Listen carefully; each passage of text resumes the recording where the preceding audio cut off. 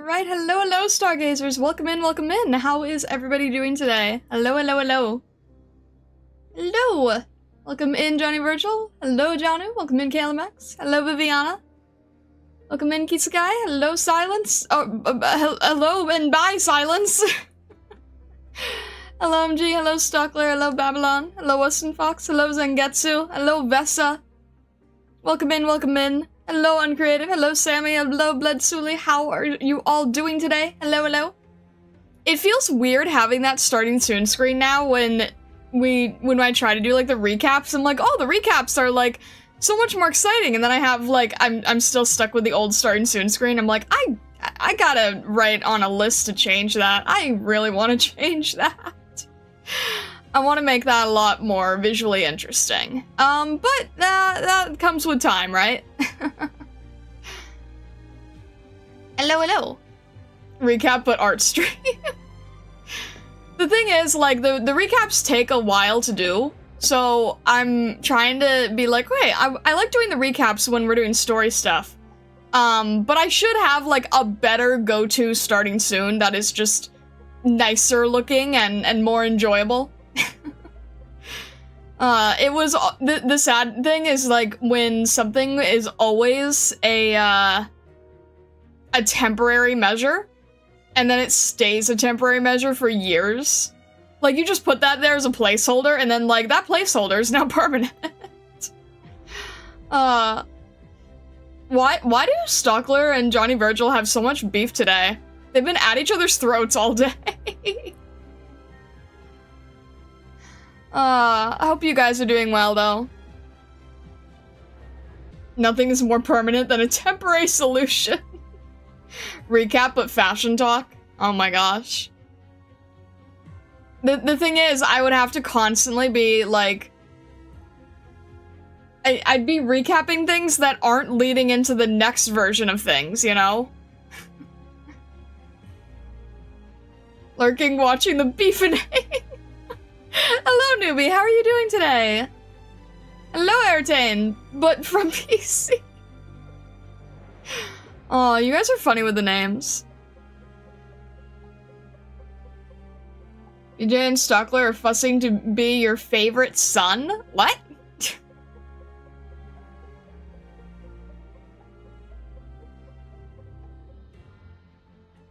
Interesting development. Alright.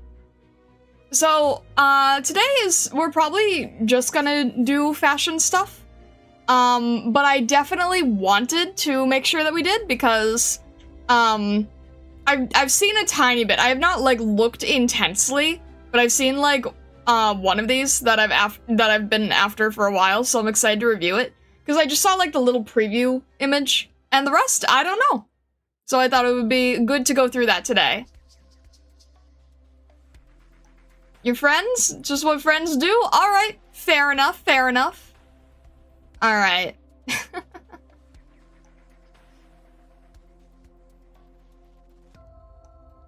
I'm just trying to remember if I have any other points on the bulletin/agenda. I don't think I do.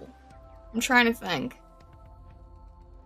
Well, I don't think so. I think we can just go and get started. Alright. So let's pause this, jump to this. There we go. And we'll jump over here. There we go. Oh! I guess we don't need Neural here at the moment. We can bring her back on Saturday. We'll give her to Nightingale to hold on to for a bit.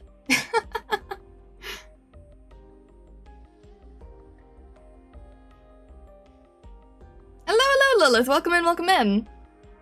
And I still need to change the alert thing. I haven't gotten a chance to. I haven't had a chance to set that up yet, and I haven't had a chance to set up. I was trying to write down things I need to do, and I was not able to. Let me just write this down really quick somewhere where I won't forget this. I need to fix desktop audio, fix alerts. And there was something else, and now I forgot what it was, but that's good enough for now. Alright. So, just so people know, alerts are off when I'm doing the fashion segments. Alerts are currently off. Alright. Set up the- thank you, that was the other thing.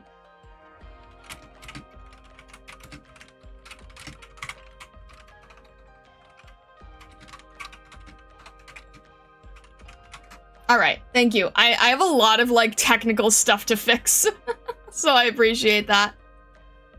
Alright. Yep, that was indeed the one that I was thinking of, so thank you for that. Okay.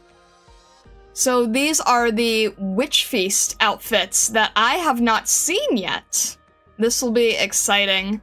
I really like the Witch Feast series. I think it's a really, really nice line. They do a lot of really beautifully detailed environment stuff a lot, so excited to go through these. Alright. Alright. Oh, we have a live 2D to start off. That is very cool. So we have Degenbrecher for the first one. Alright. Oh my gosh. Okay, wow. This is a giant, giant pout of color. Oh, that is gorgeous. Wow.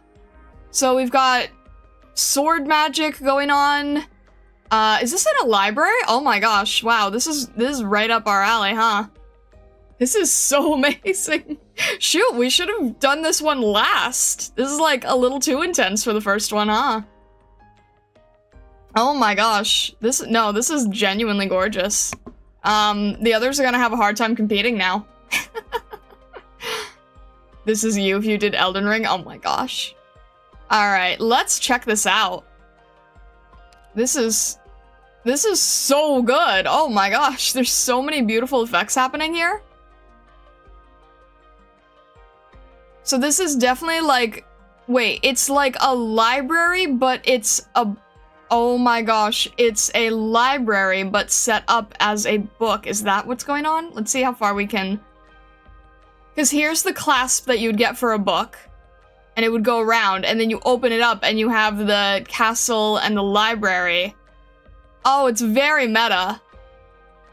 It's a library within a book layout. I love that. That is so cool. That is so gorgeous. Wow. No, this is genuinely beautiful.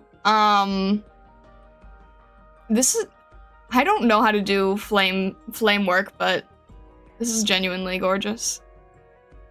Let's see here.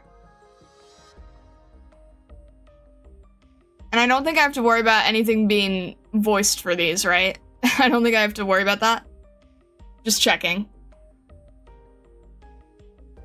The color is beautiful, though. It's using a lot of more grays, light grays, dark grays, and then adding very, very vibrant reds, vibrant cyans, playing around with these warmer colors, like in the sword, in the shadows of the moon, in the staff here. Everything has a lot of movement and direction. The sword is pointing down. We see this sharp start with these flames and shadows.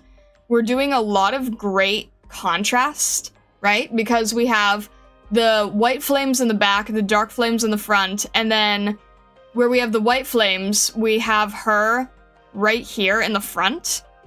So we get to see her contrast, and then the dark flames in the front are anywhere she is not around. So they don't, like, get in the way of her outfit or her silhouette. Everything is very, very strong. And then these bright pieces of warmer reds, hot magentas, playing a little bit on the red pieces of her outfit. Doing a really great job flowing there. And it's also picking up a bit of the purple that we can see in the shadows throughout the outfit, too. Everything is pointing towards the sword, too. The sword is being used as a counter composition. So she is standing tall, right? She has her 2 feet together, and she is standing very vertically tall, very firm.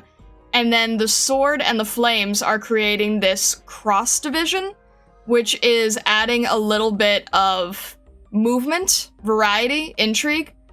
And then we still have the background structure here, but because it's at an angle, because it's sort of split open like a V almost, everything is a little bit tilted at an angle. It's creating a lot of counter movement here too, right? Because the sword is going to go in this direction, the counter of the book is going to go in this direction, and then they sort of cross into an X shape. So it's adding a lot of visual contrast. This is really nice. All right, I feel like we can basically get everything from the main thing without zooming in, but I'm curious if there's anything here. So the staff is interesting. It has sort of the black flames, and again, it's against the white flames behind it, so it doesn't get too much in the way with the library structure. Castle is very interesting. It's a very ornate library layout.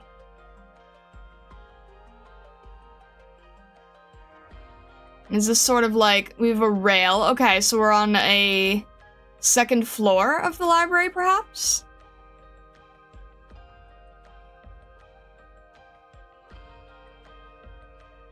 You can see the rail going across. Maybe in the center, actually. I love this effect. It's probably not hard to do, but it's mesmerizing for sure.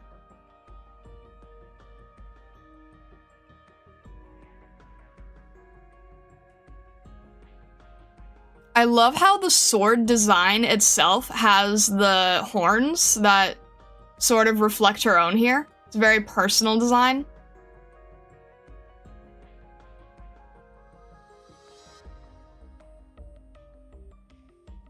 We kind of have that ram sheep. I'm sorry. There's so many mammals with these horns, so I'm never entirely sure. There's like ram, sheep, goat.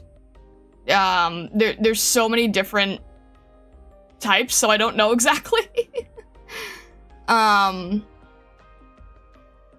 Goat. All right.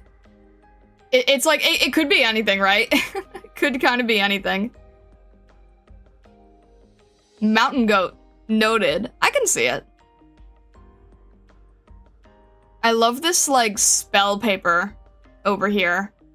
Kind of, again, going into that witchy vibe. She's got the spell paper. She's got the ornate design on her top here. Kind of almost a little bit spidery looking on the breastplate area. Kind of giving that witchy, mysterious feeling.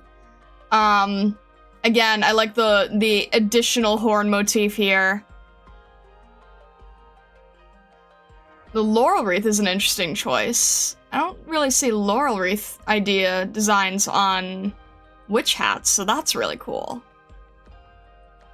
I love the combination of this laurel wreath. I'm guessing this probably has something to do with, like, her story and her design, but laurel wreath motif, that is very neat. That is very cool. Remember in Near Light, they said she's Lithuanian, but has almost no aptitude for Originium arts. Instead, she's a knight with pure strength only. And here they make her play a witch role. I mean, fair. Well, you know what? It's kind of the opposite, right? Where I'm told that I can't dress as a witch because it's, like, too close to me. Like, Halloween-wise, right? So she is allowed to do the exact opposite. She is allowed to embrace a fun, witchy side. Aesthetically, it works nicely. Laurel wreath equals victory. She's a 3-time champion. Ah, there we go. That's where it makes sense. Wait a minute. Okay. Hang on. 1, 2, and then it's not really on the belt. I wonder if that's intentional. The laurel wreath appears 3 times. 1 on each leg, and 1 on the top of the hat. I don't know if that was intentional, or if it was, well, I guess technically also on the horn. But the horn adds to the asymmetry 'cause it's only on one side, so that's interesting.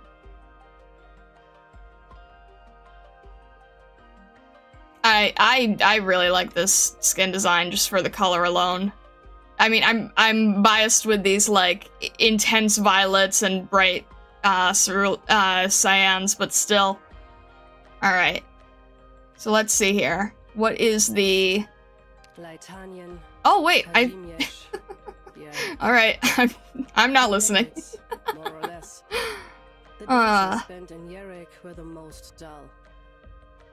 All right, I'm waiting. That kind of threw me off a little. It is really pretty though. I had become accustomed to the bleats of what? What do you mean you told me? Wait, I thought you said we were okay with this.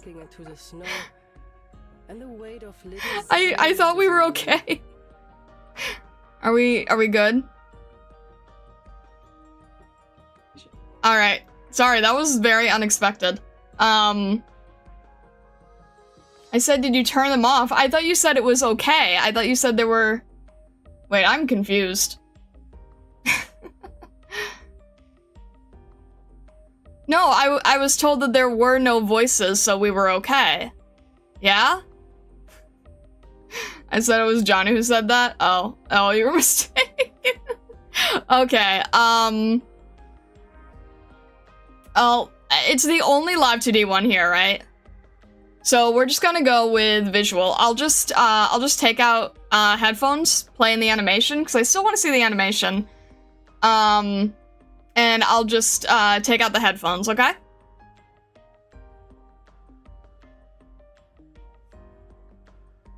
No, it's okay. It's okay. Let me just do it this way. You guys can listen to it. It's fine if you guys listen to it. I just can't listen to it. All right.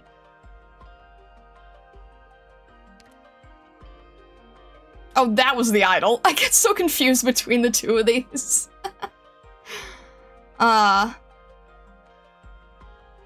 Okay, fair enough. So the idol is like basically turning the whole area dark. Oh, and it's raining too. And then the sword kind of gets glitchy. Huh. Interesting, interesting. It is very nice though. Gosh. That is gonna be a hard one to to match up to.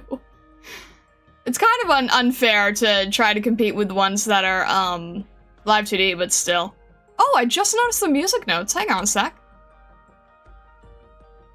Oh, okay. Just noticed the music notes on this one. Are there on any others, or is it just that one book? Nope, it's on all of them. Huh. There's music flowing through here. That's intriguing. Alright. I'm very curious to learn about Lithuanian at some point, because I know it's a very, very music-driven place. So in due time, I am curious in due time. Alright. I think this is very cool. Let's see here. Okay. Witch Feast, role-playing script. Grimoire of Dark Law. Custom line / the shadow of the dark moon. She plays the role of the witch, guarding the grimoire. The tome is of no use to her. Instead, it is her sword that renders her unstoppable. Come, try to defeat me. Ah, this is quite intriguing. She plays the role of the witch guarding the grimoire. The tome is of no use to her. That's very intriguing. So she's kind of like, she's sort of like a boss fight in a way, right? Guarding the ancient artifacts that, that you are not to possess.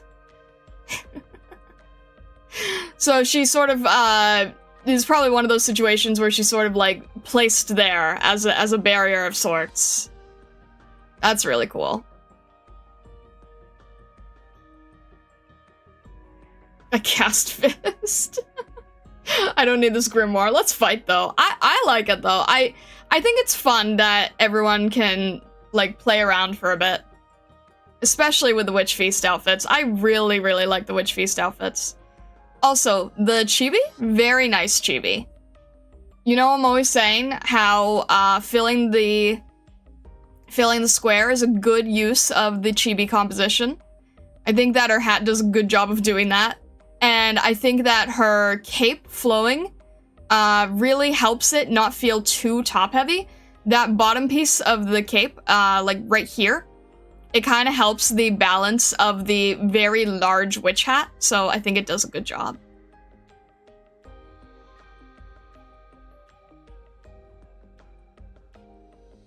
Alright, I think we're in the clear on the voices, at least. Okay. Next we have... Blaze! Alright, Blaze. Let's see here. Oh, this is interesting. We've got, again, playing with this book idea. I love this chibi. This is, see, again, filling that square. Really good job filling the square with this chibi. Alright. Again, this magenta and cyan color scheme, I'm very biased towards. Now, this is interesting, because again, we see that same castle in the background. Oh, well, this one's breaking. Huh. Okay. Look at how vibrant these colors are. Look at this explosion of crazy color. This feels like a gouache painting. Let's see here.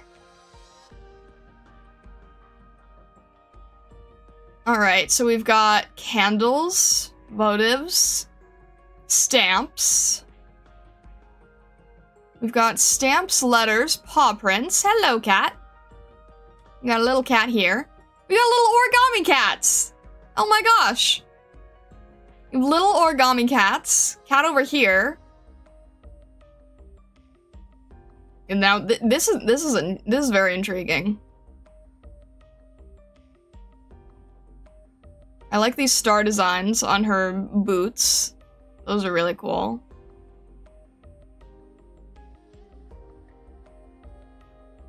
So instead of... Is she, like, writing with her saw blade? How is this working? And she's holding a stick. Oh, this is really intriguing. She's holding a stick. She's got her chainsaw, except it's spilling ink. There's so many nice colors. Look at the bright cyans and the bright yellows against these deep, deep, deep gray purples. There's so much color play happening here.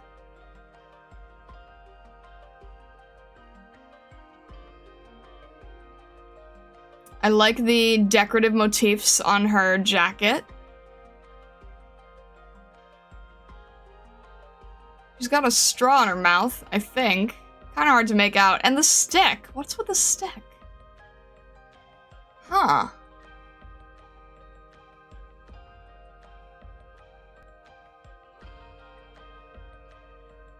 Let's see. This is... I'm really, really liking the colors in the background. This actually very much, this kind of feels a lot like, Machacha's, color choice. Especially, like, the deep reds around everything, the deep reds surrounding everything is definitely that sort of vibrant, otherworldly, playing around.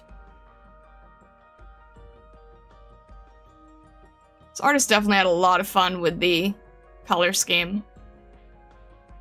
I feel like Blaze always goes crazy with bright, vibrant magenta colors, and it makes her so fun.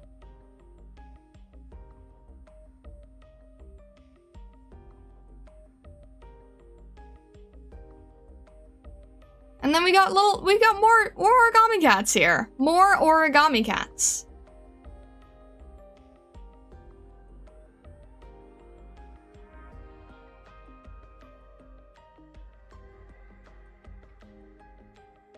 I like the flow that these have, too. Like, these sort of wisps of flame going around the whole piece. Kind of tying back in, pointing to her, wrapping around everything. Oh, wait, am I seeing the feather quill part of this now? This is like the feather quill. Okay. Oh, okay. Oh, now I'm seeing it. Wait. Is the chainsaw... and she's sitting on the spilled ink. Okay, now I'm starting to see it. It was a little unclear before. So she's sitting on top of the spilled ink, and I assume this is still the saw, but it has the quill tip here, and then the feather for the pen. This is really interesting.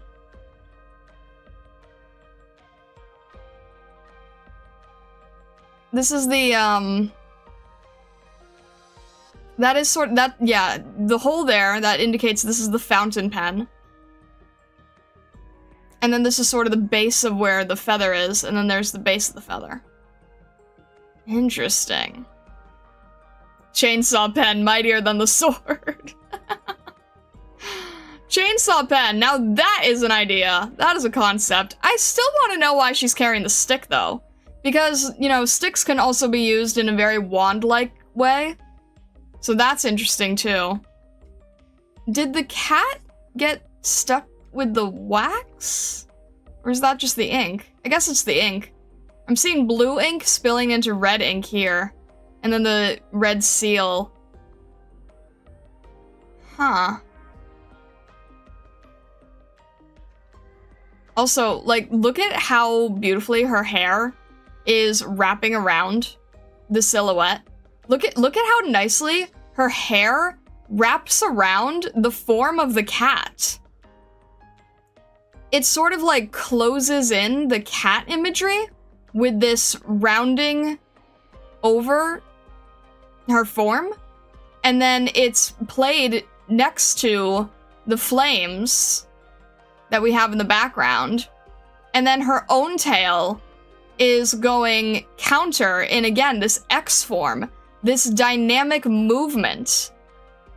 So you have her tail crossing through her own hair strands, creating this incredible, incredible amount of movement. That is really nice. And then the whole thing is just this explosion of creativity and color and possibility, and this whole idea of the flames. Again with the book, though. The book, the candles, the seals. We still have this castle going on in the background. And then we have this sort of star in the middle as like the epicenter of the explosion. And then notice again what we keep saying with the contrast, right? Her black hair is in front of the light part of the explosion. And then as we get further away from her, the explosion gets darker and darker and darker. So now we have this dark light color scheme happening. And then her flames in the back are picked up by the seal here and by her skirt color. And then we go and grab this light color again, put it back where these candles are, and have this dark color contrasting with the white of the book pages. Really, really beautifully done. Really beautifully done. The amount of color contrast here and movement. There's so much movement. I mean, sometimes I question why some of these skins don't get live 2D, because some of them either really need live 2D, or I can excuse it because they're so good that it almost feels like I can already see the live 2D. You know what I mean? Like, this feels like, I feel like this is already moving. This piece has so much movement to it. I feel like that's one of the only reasons I can excuse it not getting live 2D. Is because it kind of feels like it already has it. In a strange way. I don't know if that's making any sense, but this is very nice.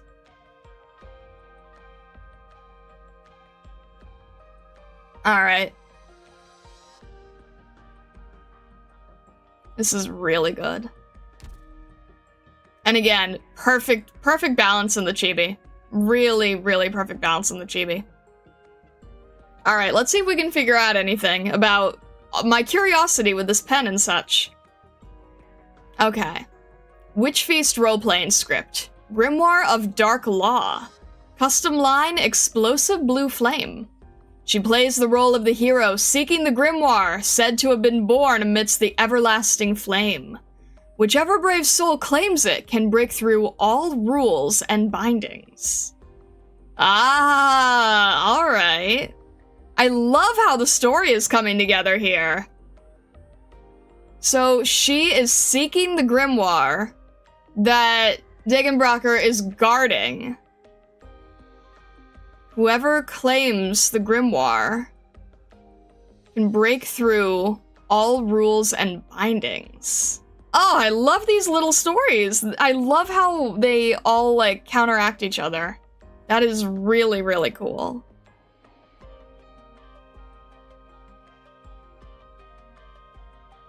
Playwright. Oh my gosh, I guess so.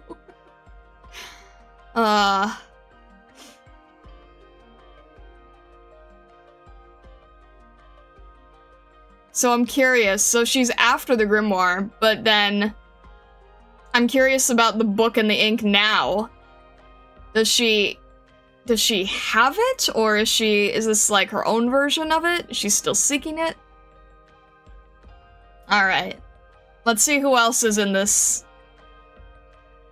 script. All right. All right, Bassline. Oh. Okay. Now we're getting intriguing. Now we're starting to get through, like, windows and portals. Okay. Let's check this out. So again, we've got another wand work. We've got more wand work here. I love these effects. These are really, really nice effects. So we've got kind of this modern broomstick of sorts, I think. Modern broomstick with a bass guitar motif? I can't really tell. And there's all these wings behind him, which is interesting. We still have the castle, but this time it's standing tall. It's not crumbling, unlike in Blaze's skin. In Blaze's skin, it was nearly, like, ready to shatter. Here it's standing tall, so something tells me he is potentially another foe in the story.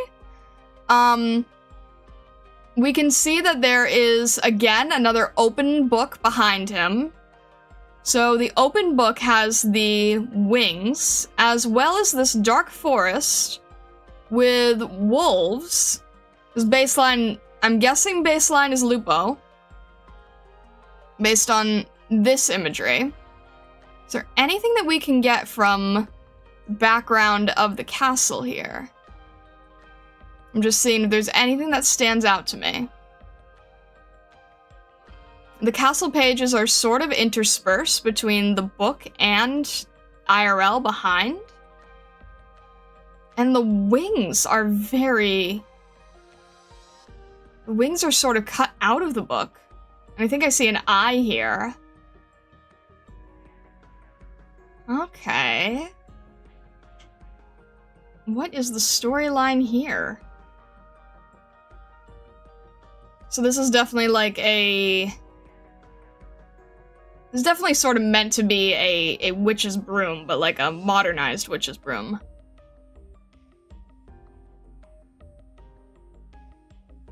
With kind of a handle area.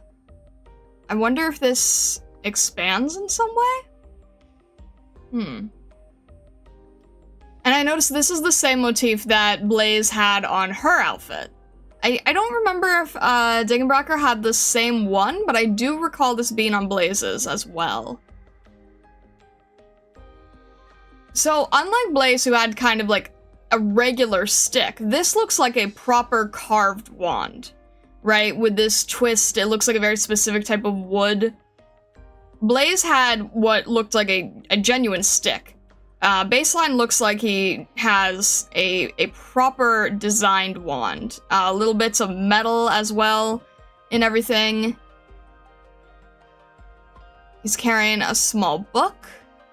He has a bit of that academic vibe. He kind of has a little bit of the Hogwarts outfit kind of look. The lawn robes, the schoolboy shorts, the cardigan. I like the shoes. Very nice shoe design.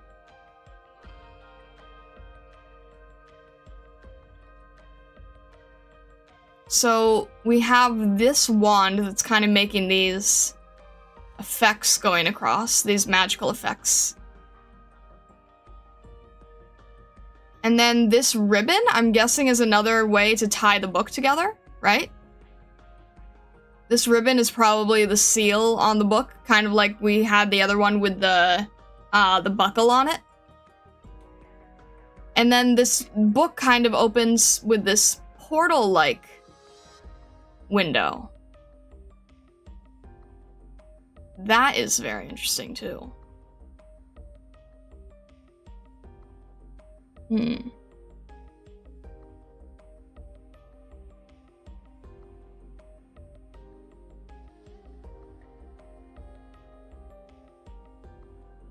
I'm trying to... It almost, like... I don't know what I'm thinking of. It's not really a Red Riding Hood motif. It's not really an Alice in Wonderland motif. But it is using those kinds of concepts that we're used to, but with the witch broom design and everything, it's kind of its own thing. I'm not really sure what it's doing.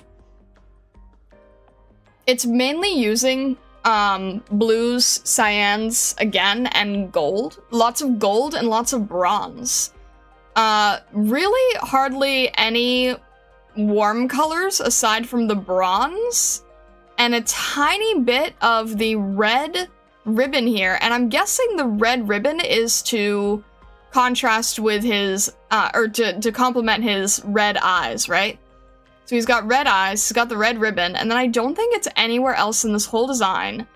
Maybe there's a little bit of warmth on the shadow of this castle, but really the red ribbon and the red eyes are kind of the one time in this entire piece that we see red. So it draws our eyes to his face because it's the only place that this color is present. But in order to not make it seem so out of place, we still add the bronze motif to the book everywhere as well. Also notice that every time there is bronze, it's being contrasted by aqua. So this aqua ribbon appears right where the bronze motif of the moons are. The aqua ribbon here appears right where the bronze motif of the border of the book is. And the aqua here is complementing the red binding of the book and the shadows of the castle right here. So every time there's the deep aqua, it's being complemented directly by the bronze color.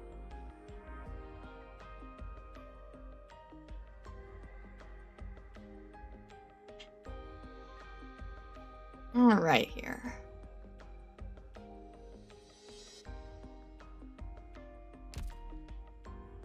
Witch Feast role-playing script. Grimoire of Dark Law. Custom line, Starry Night Sky. He plays the role of the guide, showing the hero the way. The golden movement has long since faded, but the stars he shoots will forever point true north. Interesting. Interesting. So that probably...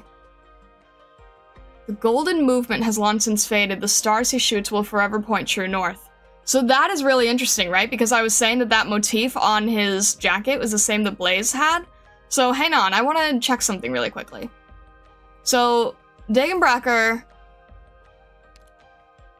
does not have this... She does have a star motif, but it's different. And she's sort of like the villain who's in the way. She does have a star motif in some form. It's a different one, though. And then Blaze has this very, very particular motif that has like this feather coming off of it, twisted around. There's a jewel inside of it. And then is Bassline's the same or is it different? Bassline's also has the jewel, but it's straighter. This is more of a North Star shape, right? So we got more of a North Star shape here. And Blaze's is a little bit more crooked, not as clean. Still has the jewel in the center though. So I think that it's meant to sort of be part of the same outfit idea, but Bassline's is more of a solid foundational true north, which is exactly what it says here in the description. The star he shoots will forever point true north. The golden movement and the role of the guide showing the hero the way. Yeah, it didn't feel so dark. I mean, normally you see the forest and the wolves and you see that it's kind of like a little bit spooky, but the broom and the wings and the lighter color, he didn't quite feel like he was another antagonist or obstacle. So it's a really interesting way that they play with those ideas, I think.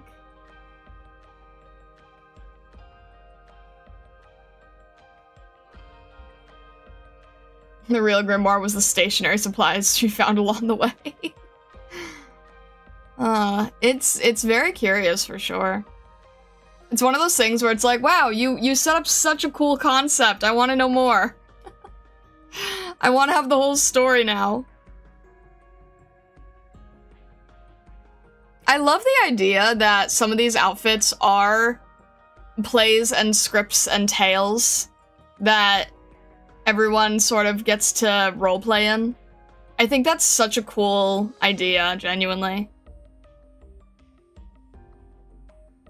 Alright. Next is Popukar! Alright. Let me see here. Oh wow, wait, this is one of the very few skins where we can see her ears. This is one of the very few times we get to see her ears. Popukar from Operation Reserve Team A6 Frontline Bud Knight. Of course Newbie shows up. We actually get to see her ears, that's so cute.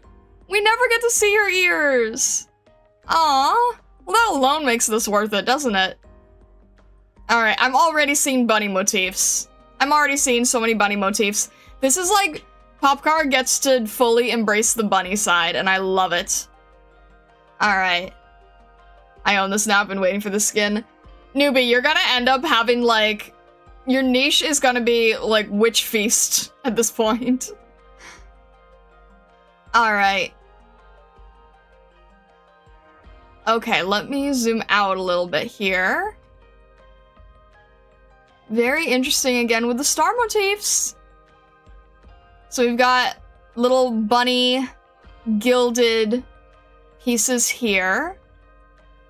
Again, we've got the book ideas. I'm guessing this is like a bookmark of sorts? 7 bunnies? Let's see, 1, 2, 3. Are we counting her keychain?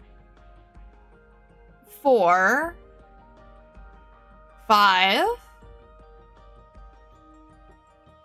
Let's see, 5 so far.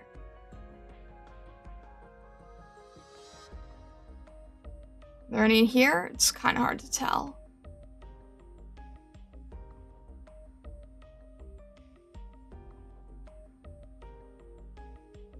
Looking around here. Seeing if there's any in the shadows. I'm seeing 5. If we count the keychains, then I guess that is 6 and 7. I don't see any others in the shadow here.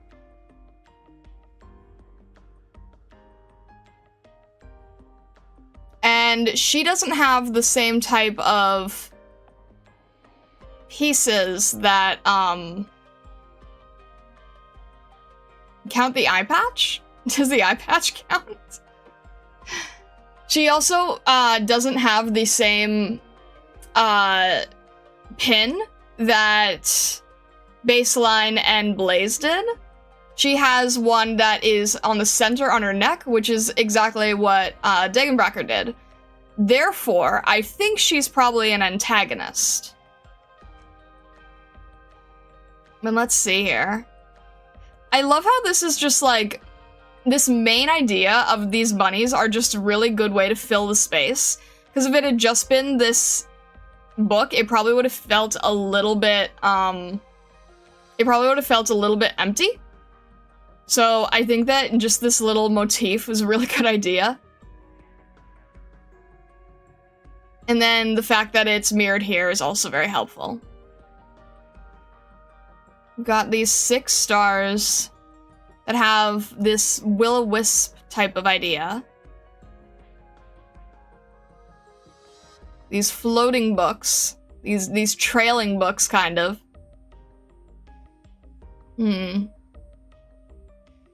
There's no way something this cute and precious is the bad guy. Wouldn't be the first time, honestly. I'm trying to figure out if she's like, she's sitting on the base of the chainsaw handle, but I'm trying to see, is it like connected like a cradle? Is she using that as like a broom as well? Is it connected to this? I can't quite tell. Oh, it is. Okay, yeah, no, now I'm seeing the... She's using it like a swing set. Is that what I'm seeing? She's using her chainsaw like a swing set? Oh my gosh. Very interesting with this, like, will-o-wisp bunnies. Is this basically you guys? We have our will-o-wisp and then our start of the stargazer form.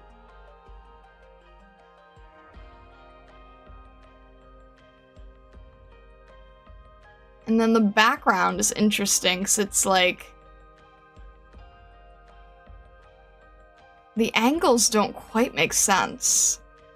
The way the curtains are opening in multiple directions. That's really interesting.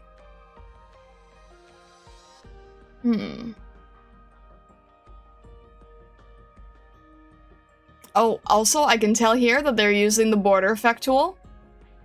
It's always interesting to see that professionally, we're using symmetry and border effects here. That's always kind of fascinating to me.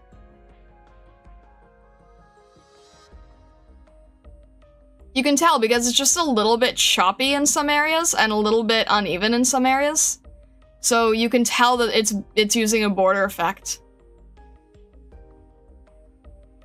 There's a star up there for everybody. What about these ones on the side then? And then what do the ones on the top separate? Because I understand the 6 here for the bunnies. Maybe the 7th here. Lots of different ways to interpret this, I think.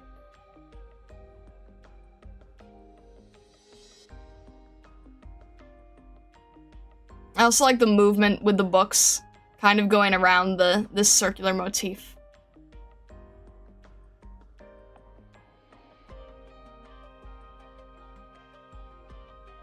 Alright.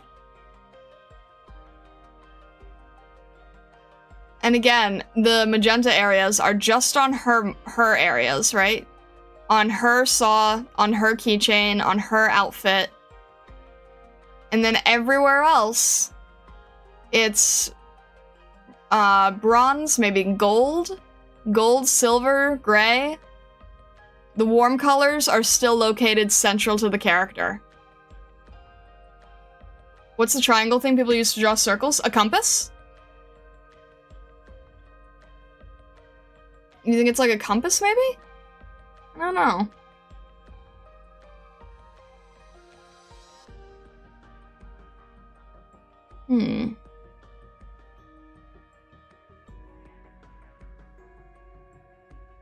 Alright.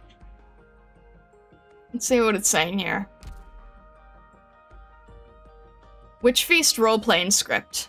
Grimoire of Dark Law. Custom line / Witch's Swing. Oh, I was right! It is a swing!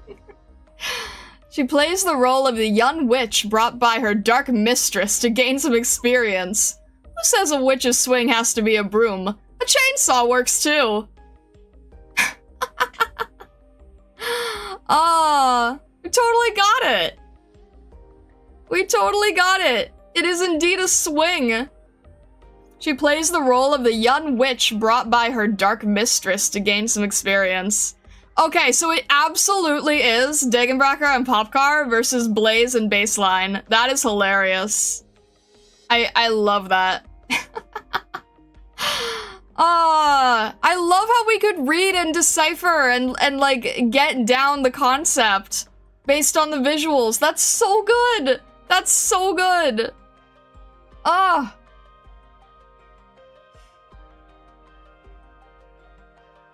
Pledge my full allegiance to evil Popukar. Chainsaw Bun versus Chainsaw Cat. How is she evil? She's an evil apprentice. She's going to learn how to be all powerful, like her dark mentor. It's funny because Popukar, even though she's very tiny, she could lift someone like Mountain. My gosh. The Witch Feast sub-story is what makes it my favorite set. No, I totally understand, yeah. The sub-stories in Witch Feast are fantastic. Also, newbie, you must be on like cloud 9. Witch Feast gets you Cruise, Rope, Popukar. Oh my gosh, like, you must be on absolute cloud 9 with this skin. You get all the bunnies in your ultimate aesthetic.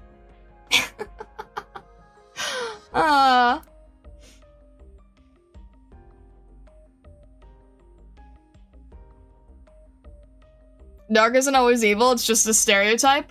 Well, I don't think that Degenbrecher is necessarily evil either. She's just an antagonist in the idea of the story.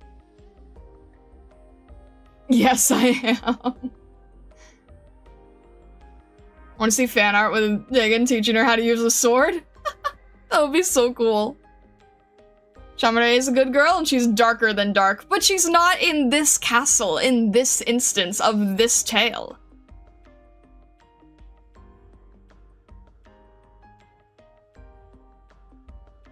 That is super fun though. I love that whole storyline coming together. That's lovely. That makes me really happy. That is really fun. Now I want a little short story with the whole thing. They should do that. If they're going to have these, like, little tie-in motifs, I just want, like a 3-page story, you know? Like, a little bit longer than these little sentences, but just enough as, like, a nice tie-in.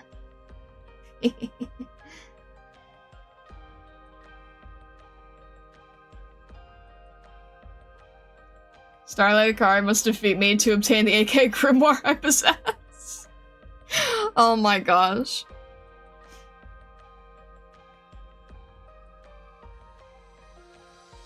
The Witch Feast Cruise is funny. She eats candy at people so hard it explodes. Oh man. That would be super cute though. Oh, there's so many different things you could draw with this, yeah. Next one is live 2D? Oh, okay. Should we do that real quick? I guess we should, huh? Okay, give me a sec. Go back here for a minute. Hello, Jobai. All right. Boop. There we go. All right, we are back.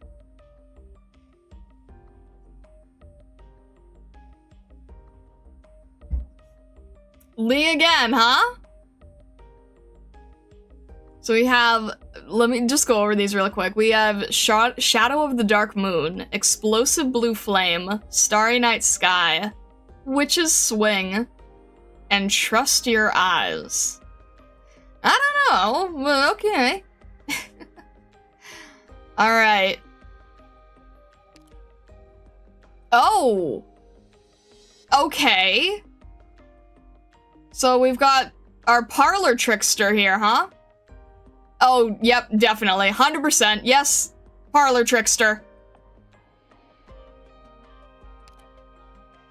Parlor trickster. Okay. Huh. Interesting. Oh, sir, you might wanna... You might wanna... Your weapon, You know what? Never mind. Well, as long as there's no one in there. Okay, so it's a simple silhouette for the background because it is very architecturally based. Hmm. There's a lot of detail happening in the background here. See, okay, this is one of those things where it's like, why is this one not live 2D, but not Popukar swinging, and not Blaze where everything looks like it needs to move? Like, how come this gets live 2D? This one, I feel, didn't have to be live 2D, unless the point was for whatever the voice ends up being. This could have dealt without being live 2D, let's be real here. I do appreciate the perspective. We're in worm's eye view, which is not easy to do, so good on them for the worm's eye view perspective. We get the free run angle here. He won the right to be live 2D in the casino against the others.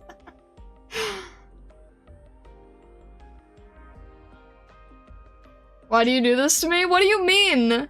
What do you mean, why do you do those to me? What fish is he? I've been told he is a carp. A very interesting way to anthropomorphize a carp, I have to say.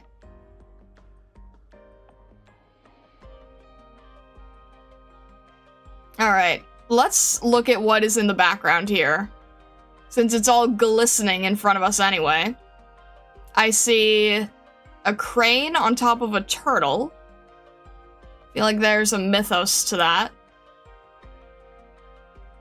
And a crane on top of a fish that may or may not be a carp? I can't really tell.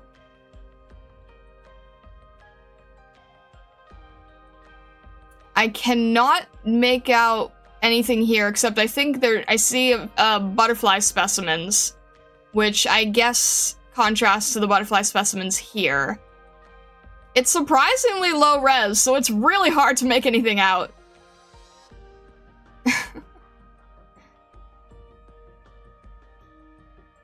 Why does a statue of coral when it's clearly a freshwater fish? I don't know. Freshwater coral, discovered on Terra. Interesting, we've got, like, peacock tail motif on the shoes here. Jeez, these shoes look so shiny. The rendering on these shoes is exquisite.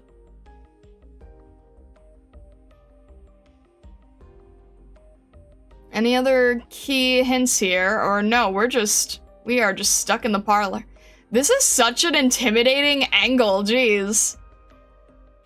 We have the full, like, worm's eye view angle here. At mercy with the crazy fish man.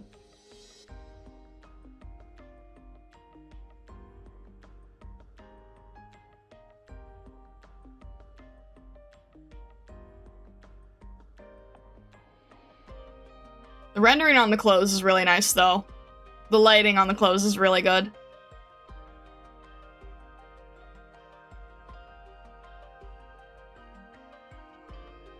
The rendering for the different fabrics is really good too, right? Like we can see the detail here, we can see the brocade. We can see the embroidery on the neck piece here. Lots of details, lots of jewelry. The folds of the jacket are also really good. The folds of the pants are really good.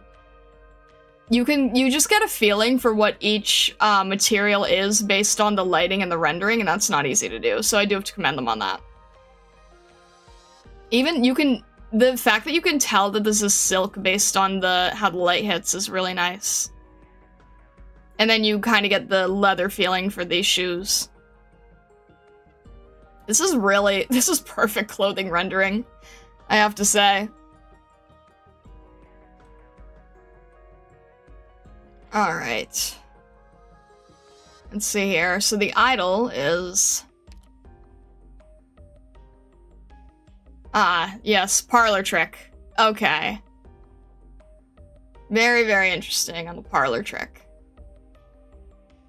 And then the actual animation. Alright. Oh, pick a card, any card. Second to the right. Alright. Alright, never mind. Okay then, interesting. Wait, I doubt the cards change, but do they change? I doubt they change. Very interesting here.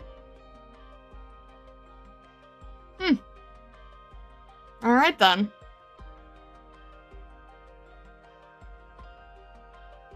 Weird flickering light, though. Very strange flickering light.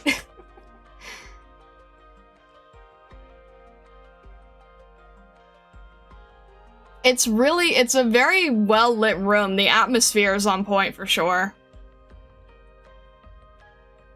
But the hand above our viewpoint and where we can see, like, the underside of the lanterns and the ceiling, that is crazy good perspective.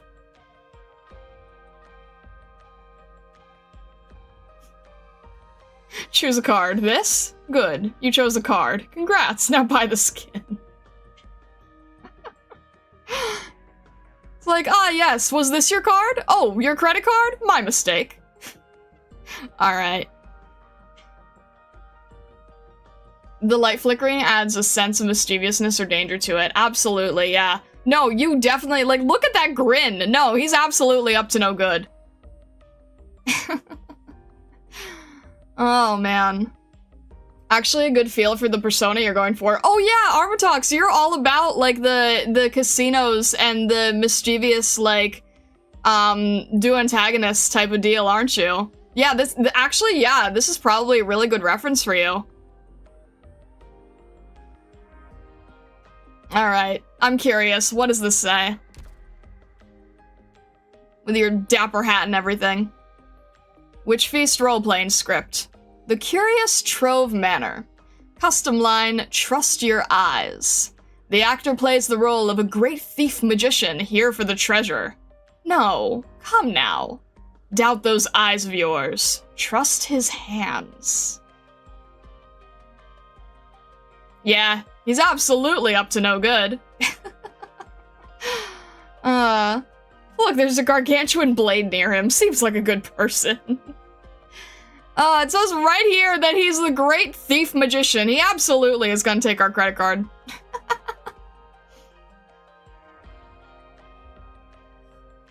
Doubt those eyes of yours. Trust his hands. Don't look at this hand. Look at the others. Lee the Tumbler Man. Oh my god, don't! I hate how I knew exactly where you were going there. Oh, he does have the Tumbler Man vibe, doesn't he? Oh no. I don't like that. Oh my gosh. No, no, no, no. Okay. Yeah. It's the glasses and top hat, and I don't like that. Okay. Moving on from the crazy fish. Alright. Dorothy! Interesting. Okay, let's see. We have a stage layout here. We have a stage layout. There's a lot moving around, so let's see here. Okay. I see... Big stage. Big dragon. I love the stained glass lighting coming through. That is gorgeous. And then I'm guessing that these are like helpers, kind of like a D&D type of thing on a quest of sorts. Really cool story piece. Well, I'm looking forward to it in just a sec. Okay, let's see. So she's got multiple swords. We've got the this is definitely like a band of adventurers because we have our... We've got the rogue, the knight, the sorcerer, and the... Can't really tell. So it's, Usulai, Silence, Ifrit, and I can't quite... I want to maybe say Shining, but I can't quite tell. I think I'm getting confused with the... Okay, yeah, Ifrit's leg is in the way.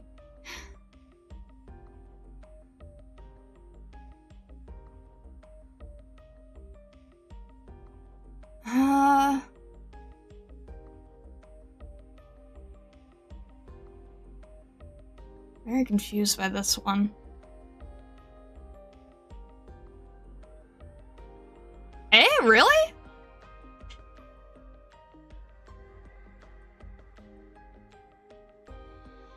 Have you taken a look at the strange VTuber on screen? You're playing D&D? Really? I would not have expected that.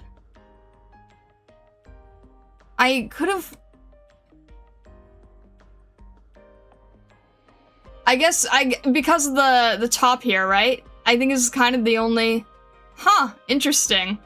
No, yeah, no, I see what you're saying now. I guess I should have realized there's like no tails or anything else. Huh, okay.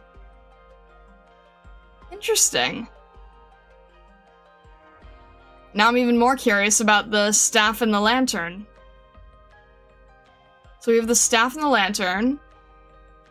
Melee Ifrit. Definitely Silence because of the glasses.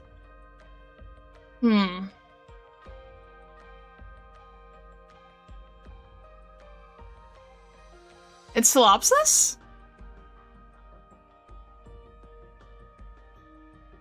No, I think it's Silence, right? I don't think it's Solopsis because I don't think Solopsis has glasses.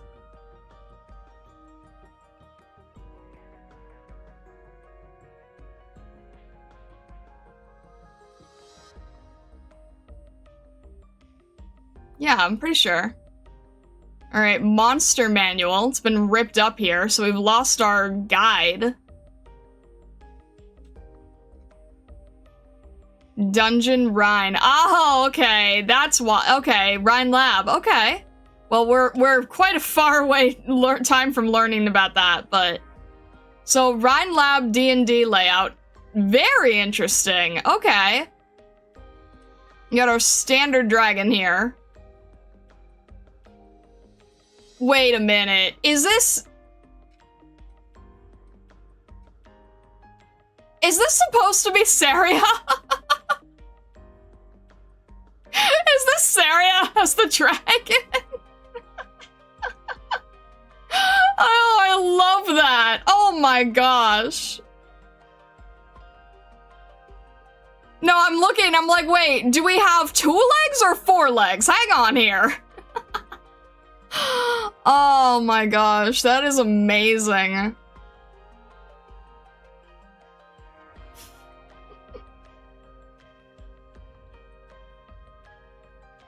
So we have Saria versus ourself, Moelsis, Silence, and Ifrit.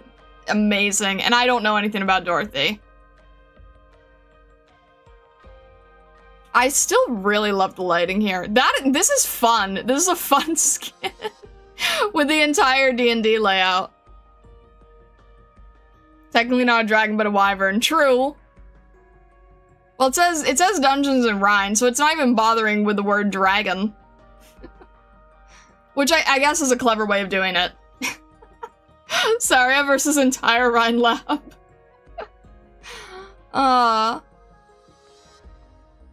So Dorothy's got, like, all the different swords here, which is interesting. And then it looks like she's holding the dice, which also looks like it could be, Originium Prime, too. Which is also interesting. She's the DM. That is incredible. Oh, I love these! That's a really, really pretty outfit.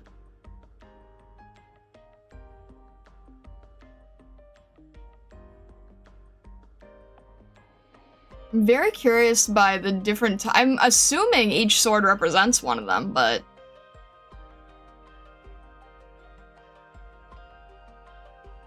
We have like a little time scale here. Oh, there's her little gerbil tail. Or jerboa, not gerbil. Jerboa, right? Really love the details in this dress. This is really, really pretty.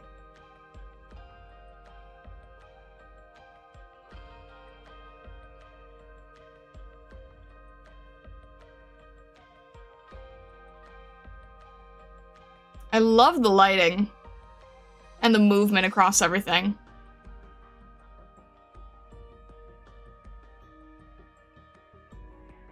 Wait, what? Not Jerboa?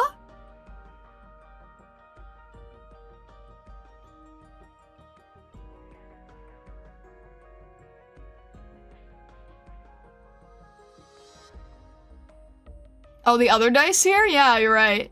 The other dice here as well.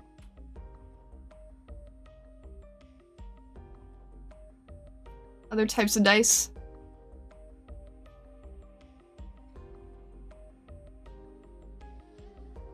Yeah, I love the lighting through here. It's kind of like this church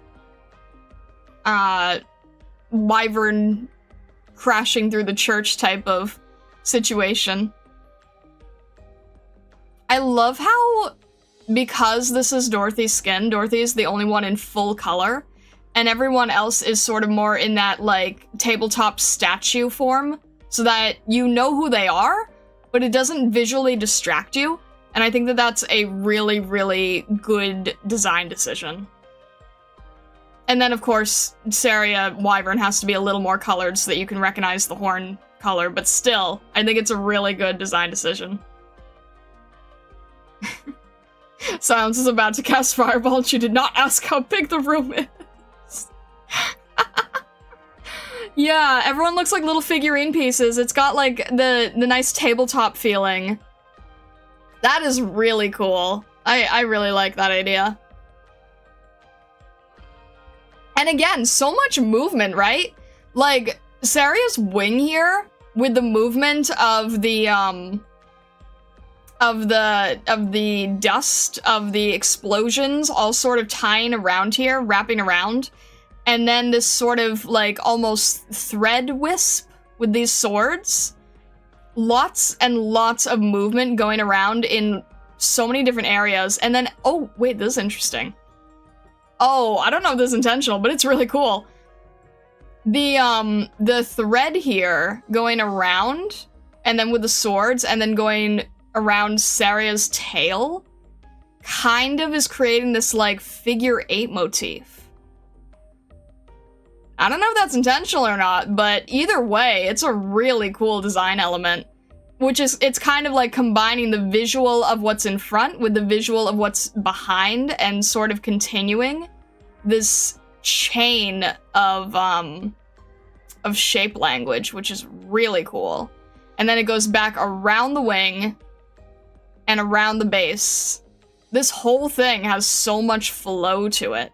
There's so much visual flow to this piece. It's beautiful. It really, really is beautiful. It's the Rhine logo?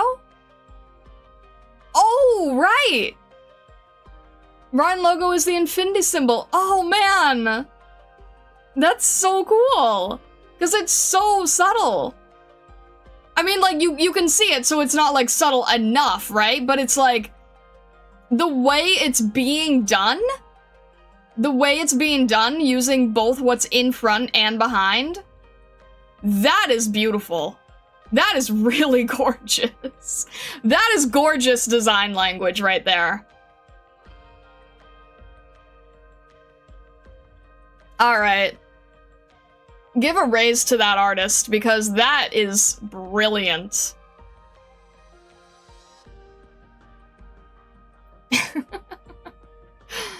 I love that.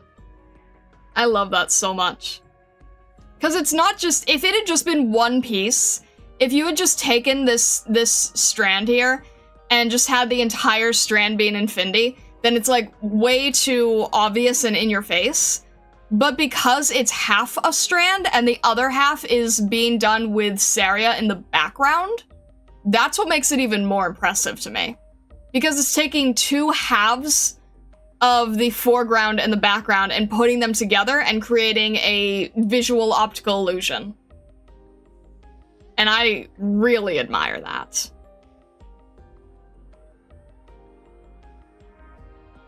And we talked about the outfit? I did! I said that the outfit was really pretty. I mean, the outfit itself, if you want me to go over it, it has perfect contrast. We've got perfect contrast between the black dress here and the white veil, right? So we've got the color contrast, and then the veil is going over the game board, and then the base of the game board here, sort of that tower piece, is also black. So we're combining this contrast here on the board and this contrast here in the outfit, and then it gets brighter again for the logo with the title here. The outfit itself, I don't know if I can comment too much on. I do like the star motifs I'm seeing everywhere. Again, there's a lot of lace detail. Lots of star motifs. Well, I guess that's fitting for a DM. I'm seeing these strap designs, which I remember trying to have in Ifrit's outfit. That was not fun to draw. I think the Rhine outfits tend to do a lot of this.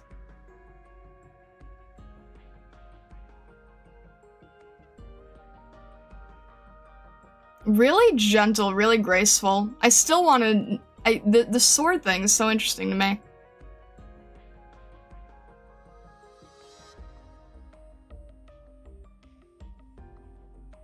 And then there's kind of like...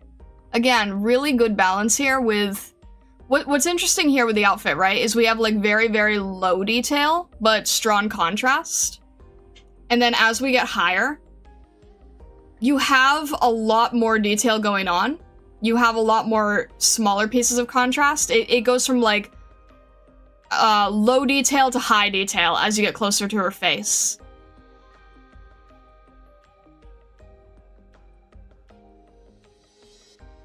So I think this is really great play. Also, again, just tiny little touches of red, right? Tiny little jewels of red. Which is a good contrast to the jewel here, which is blue.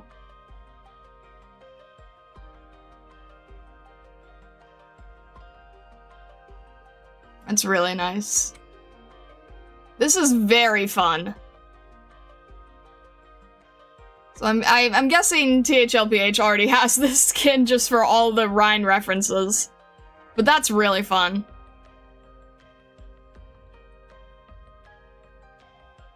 Their Jerboa is a land of contrast. True. Ear caps instead of earrings? What do you mean? Oh! Oh, I didn't even see this at first. I thought this was, Oh, I thought this was like a darker... I thought this was a darker tip color. I didn't even realize that this was decorative. Well, that's interesting. Ear caps, huh? Feels like it would be a lot less painful than dealing with earrings. Huh. I just thought it was black-tipped ears. That is clever. That is very, very clever. I like that.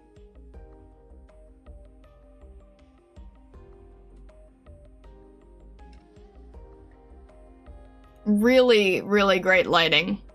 Really great lighting with the stained glass appearing right on her.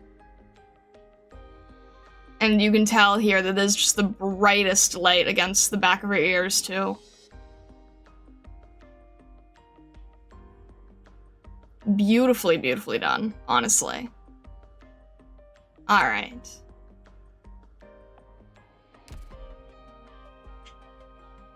Witch Feast roleplaying script. Dominions and Dogma. Custom line / Hand of Destiny. This player shall be the will of the realm behind the story. She is neither a wicked god nor a righteous spirit. All she does is let the players roll the dice. I love that. I love that. That is so great.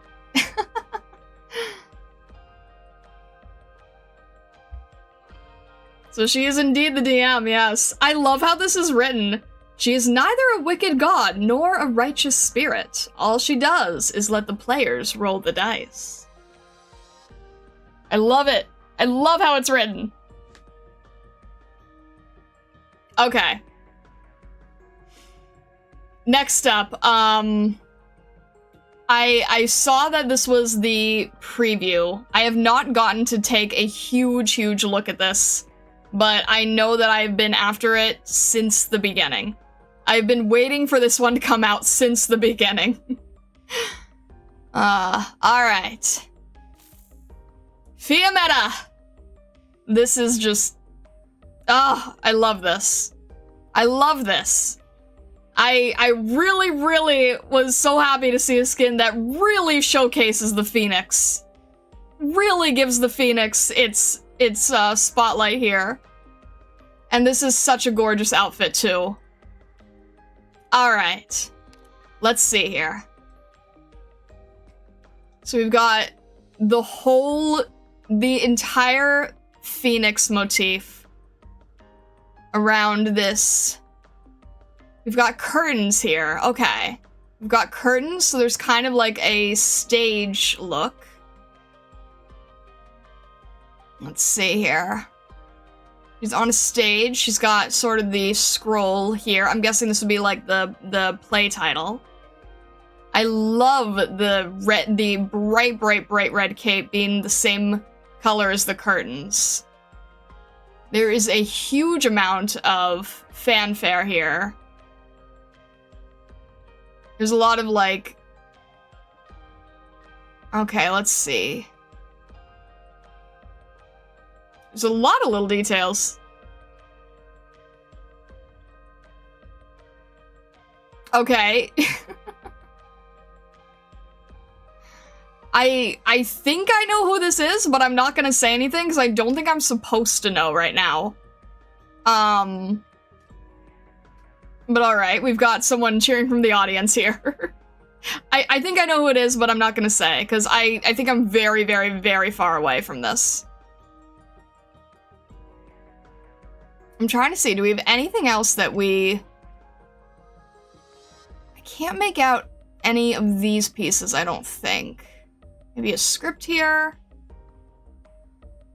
Maybe like a window? Just a very big fan, yes, very fair. Just a very big fan. I mean, honestly, can you blame them? Look at this. Okay, we're gonna talk about the outfit in just a sec. I'm not good at talking about the specifics of outfits, but I have to for that. Oh my gosh. Can't make out any of the writing here. Okay, interesting that there's like... I'm noticing it on both sides. There's a hand over here, and then the cape is covering it. And then over here, I think we have the same thing. There's a cape, again, being covered. Okay. Reference to Exusier, I'm pretty sure. We've got apple pie. All right. And because I did do a study of Exusier's hand of all the gin joints, because I specifically did a study of Exusier's hand, I'm pretty dang sure that that is her hand. Because I remember specifically doing that study and having that little piece of magenta. I recognize that hand. I specifically did a study of her hand. Oh my gosh. I mean, obviously the apple pie gives it away, but the fact that I remember this fingerless glove and I remember the band of magenta on it. Oh my gosh, I love that. All right. And it looks like there's a teacup? It looks like there's a teacup here. So maybe this is like, there's pie in a teacup. Band of magenta into Exusier is crazy. Geocaster Pro, but it's star viewing skins and Arknights. Oh my gosh. I love it. I love how subtle it is, but I can tell. Oh, that makes me happy. That's just really fun. Alright. Right one I think is supposed to be Masti. I mean, that if the other one's Exusier, then that would make sense, wouldn't it? Alright. And then we've got... Oh, alright.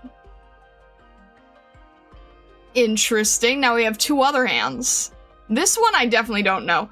Again, we're playing with dice. We're playing with dice, but I don't think this is another D&D game. So this is more like a... Interesting. This is more like a Fate... I don't think this is another D&D game. It doesn't have the same vibe. But we've got... I don't think that's a hat. This is just pure mystery to me, I think, at this point in time. But I am noticing the dice. So I do have this idea of Roll of Fate, but it's not a D20. So because it's not a D20, I don't think it is meant to be a D&D game.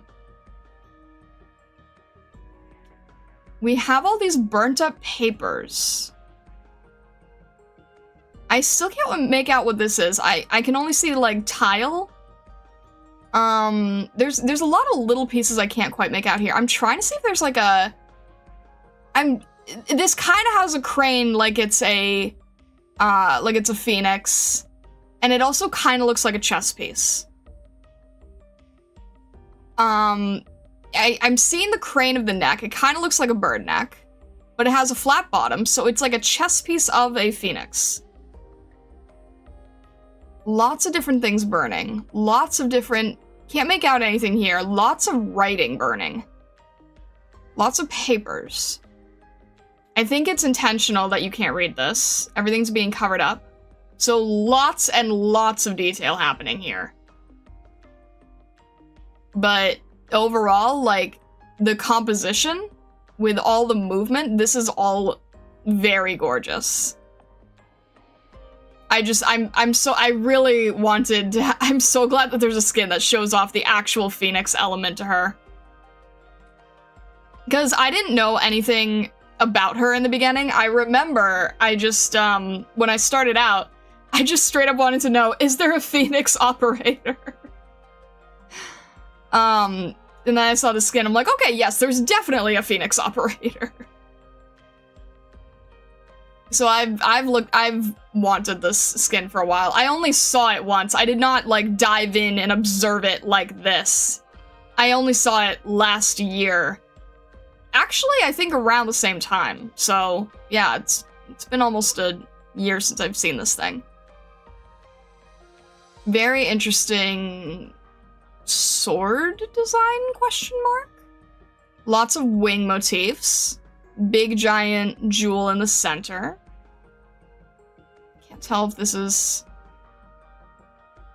I don't think it's a sword. I think it's more of like a... Probably more of like a gun, but... Very ornate still. Sword gun? Yeah, maybe sword gun? Sword gun. Okay, I'll take sword gun. Sword gun works. Sword gun works. It's very Soul to Robo. Alright. The outfit itself. We love the armor. The armor is gorgeous. The rendering of the armor is gorgeous. The rendering of the metal for this armor with this bright, like, deep, burning highlights is really nice. And then we've got a lot of beautiful detail here. Between the hip armor, the skirt here with all of these little decorations. And I love how the tassels here are slightly longer on the ends, which again gives a bit of that, like, lawn phoenix feather, wispy, delicate feeling.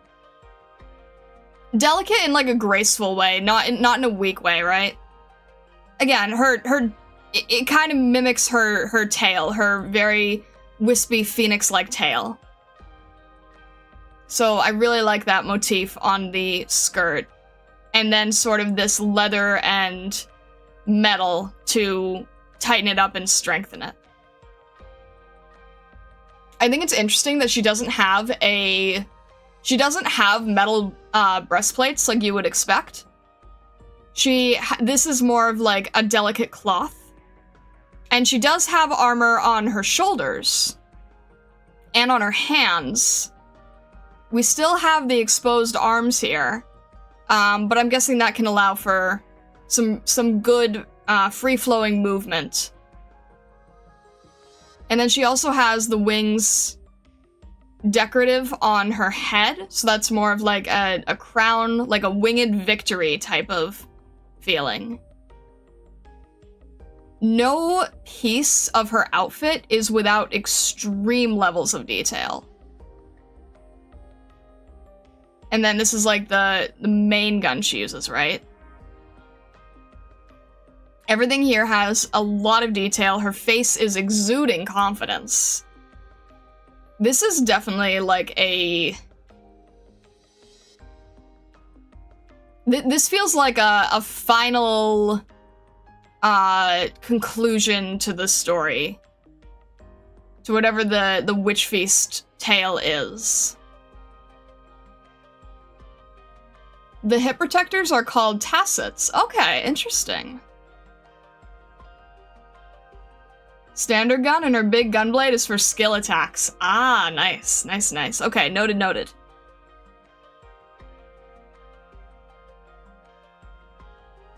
I love how there's so much detail in her main outfit.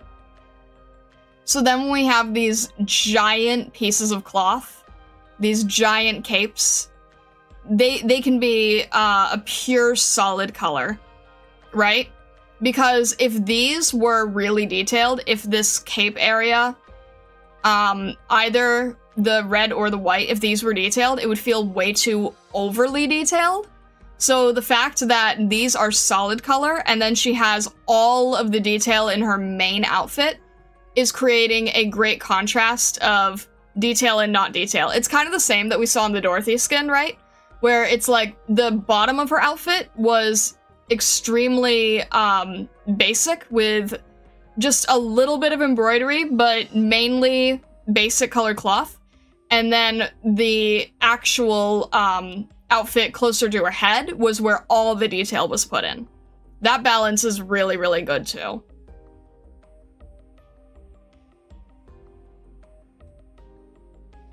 And then again, just the same contrast that I've repeated, right?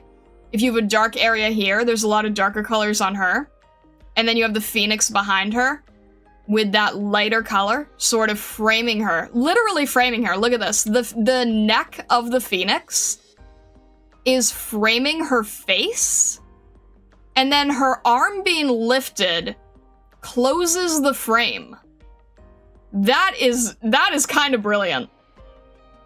The arm closes the frame, and the back of the phoenix creates the base of the frame.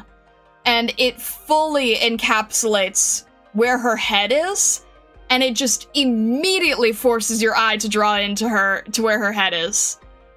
And then you have this very, very intense stare. This very confident stare looking towards the audience. The whole thing, it just immediately draws your eyes in. It's where all the contrast is. It's where all the detail is. This is something where there's so much going on underneath, but the skin demands your attention right where her head is. Also notice that the brightest part of the phoenix is right next to her head as well. The most contrast of this phoenix. You have the orange on the wings here, and the orange on the head. As it gets brighter and brighter and brighter and brighter, it's right where her head is.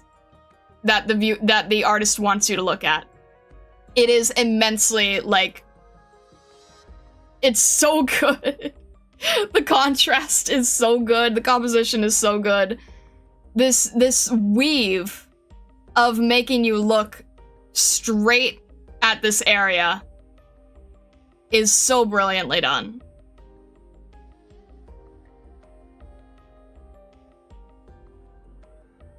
All right. Yeah, this one's absolutely gorgeous. And it also has a really great chibi.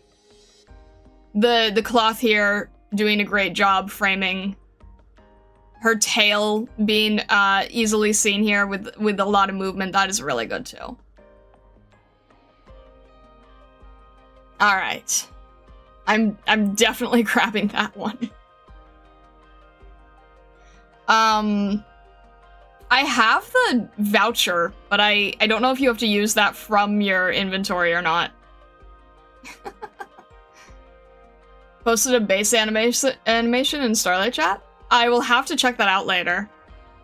Because I don't have a way of, I don't have a way of pulling it up on screen right now. Alright. Let's see here. Witch Feast role-playing script. Dominions and Dogma. Custom line Divine Oath. Oh, we are still in the D&D game. I was wrong. Alright. This player shall be the apostolistic knight who takes charge in times of crisis. She is the crimson fury spilling forth from the Holy Spirit's palm, bearing the eternal burden of seeking the land of salvation. I was wrong. We are still in the D&D game. Huh. I didn't think it was D&D because these were all regular dice and we didn't have D20s or anything. I was wrong. All right. Fair enough. All right. Noted, noted. That is still very, very cool. Must be used from inventory? All right. I will keep that in mind. So that's something that I'll do later then. All right.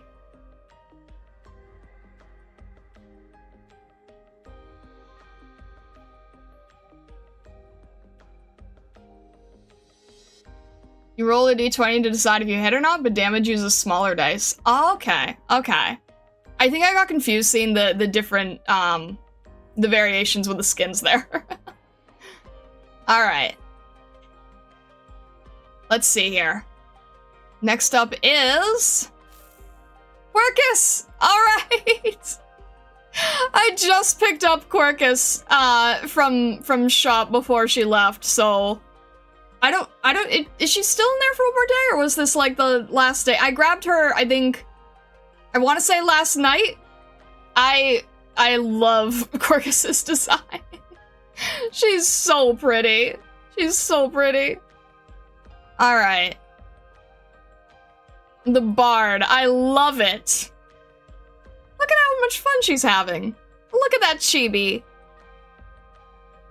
That is such a cute chibi. Ah, we love Yuji art. Yes, we love, love, love Yuji art. Alright, the Bard's Tale. Look at this! There's so many little stargazers in this piece. Look at that. She's a serval, and yet these are all bunnies. How does that happen? Alright. Oh, I love the layout here. Oh, this is interesting. Are these bats? Huh. Okay. Okay, there's a lot of detail to look at too here. The way the environment is painted is very interesting. The way the environment is painted.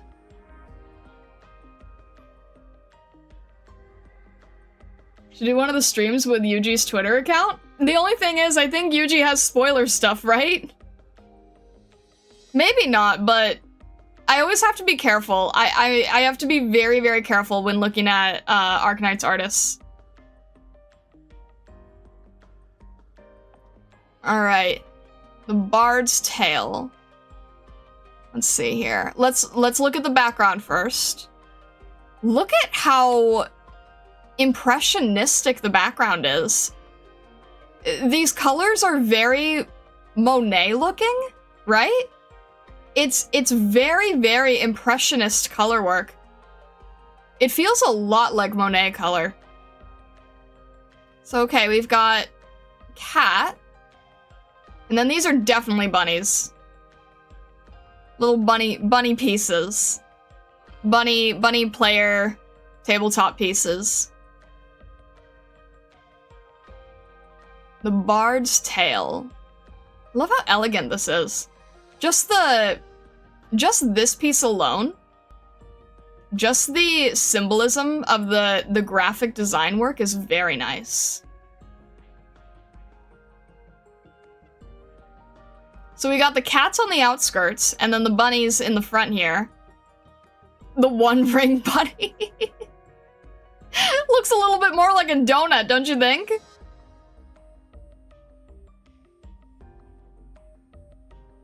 I'm loving the impressionistic painting style here for these trees. This is such a unique way of painting trees, isn't it? The bats is interesting. You normally don't see bats. You would normally, like, you think of a bard, you would think of birds, but not bats. Why bats? Bats is such an interesting choice. Look at the brushstrokes in this. Oh my gosh, this looks like a scanned-in oil painting. Look at the brushstrokes. Look at the Monet-like colors. This is insane work. This really does feel like a, this feels like, you know, the water lilies painting, right? The color choices here are just, they're so subtle. They're so elegant.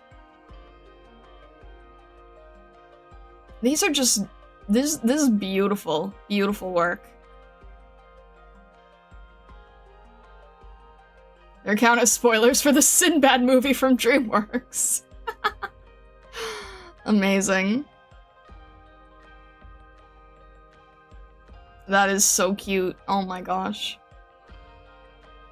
Maybe the fact that it's like a green robe with a red shirt might entirely be intentional. All right. And her actual outfit. Gotta love the flow on the fabric. Yuji does a great job with fabric flow. And she has a very, like, delicate hand pose, right? And the way she's holding the, what would this be, a lute? This would be a lute, right?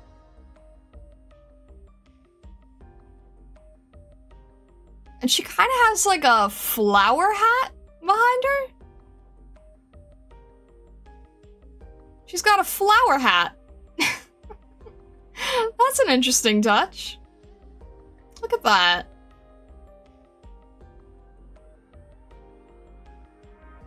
And then sort of this flower staff as well. And then the flowers that are sort of becoming part of her outfit, right? The collar, little ties in the fabric too. Very interesting. And it's interesting that the fabric here, like on her torso, is also connected to the fabric below. It's kind of like creating this wavy form of sorts. Like, I can't quite tell if this is holding the shape together. Regardless, it is still gorgeous. The way that the hair is painted is beautiful. The amount of flow and sort of this ribbon-like quality it has. This is something I'm trying to learn, actually, is how to do this ribbon-like flowing quality of the hair. It's so bright and graceful. Like, there's something just very serene about this whole piece. Reminds me of the classicist drawings of fairies. Yeah, with the hat. I absolutely can see that. Yeah, flower fairy hats.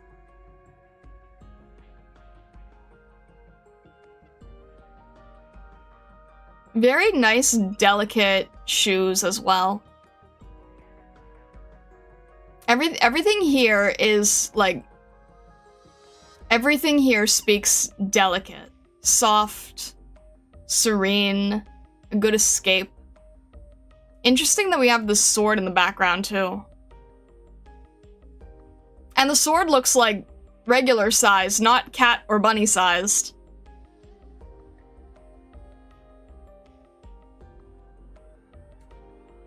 Everything about this is just so... I'm trying to figure out what it is that gives it this calming feeling. Aside from the subject matter, right? Because it's not just the subject matter. I think a lot of it is the atmospheric painting. The color being as bright as it is just feels like the sun is shining on top of it.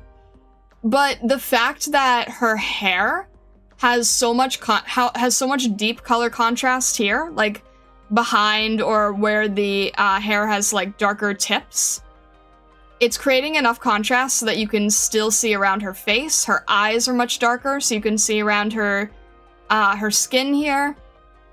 And then the area surrounding her, it's both dark, but it's also very misty. It's very atmospheric. You can tell that Yuji was using very soft brushes. Not these little pieces here that are sort of like atmospheric, not specks, what am I trying to think of? Like, particles.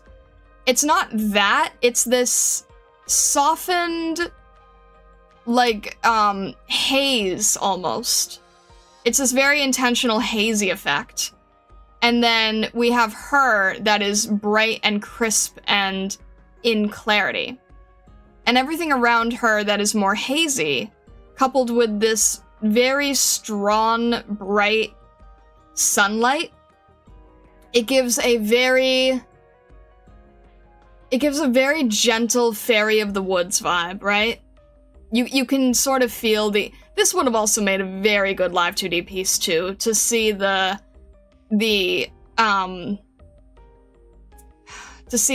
leaves, the particles moving through the grasses, her hair for sure, right?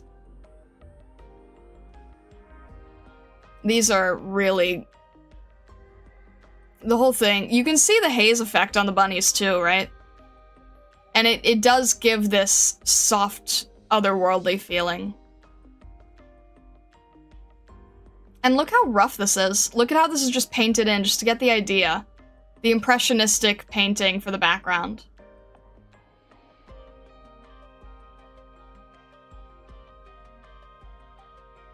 But everything about this, especially the shadows in the trees, going against her main silhouette, this dark against light, the whole thing just... You almost feel like you could hear birdsong, which is why the bats are such an interesting choice to me. Because I would expect these to be birds. I'm so surprised by the bats. Unless she's Unless they're in an area that isn't quite so serene and she's sort of providing the serenity for the area, perhaps? Not that bats can't be serene, but motif-wise, you know, generally it's a little different. But everything about it is just so, like... It's very whimsical, it's very flowing, and it's very,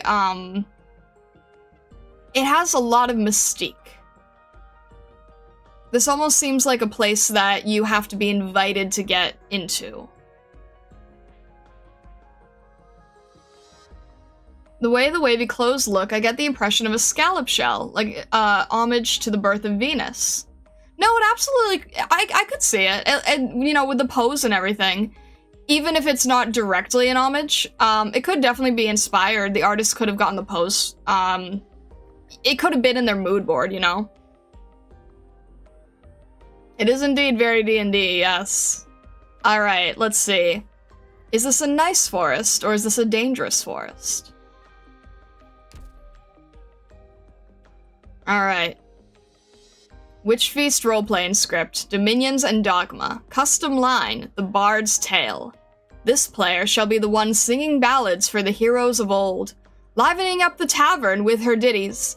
Come, listen close. Who stole the melody that wends through the shadow-flickering breeze? The shadow-flickering breeze. Interesting.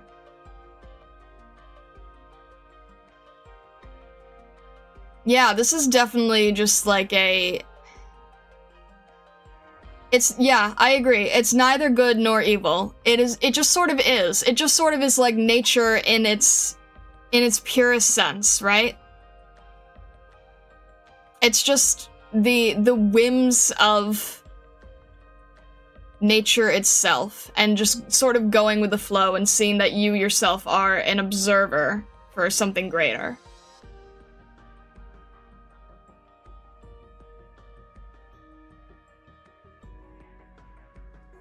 All right. Very, very beautiful. And really nice chibi. Really, really, really cute chibi.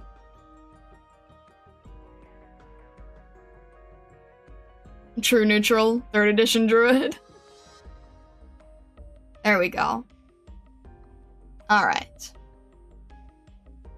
Next up we have... Whispering. Okay. Ooh, I like the chibi on this one, too. This is interesting. Are we still in... Okay, I guess because whenever we have these, I guess we're still in the D&D game, right? Oh, and I'm seeing the dice. Okay, we're still in the D&D game. Got it.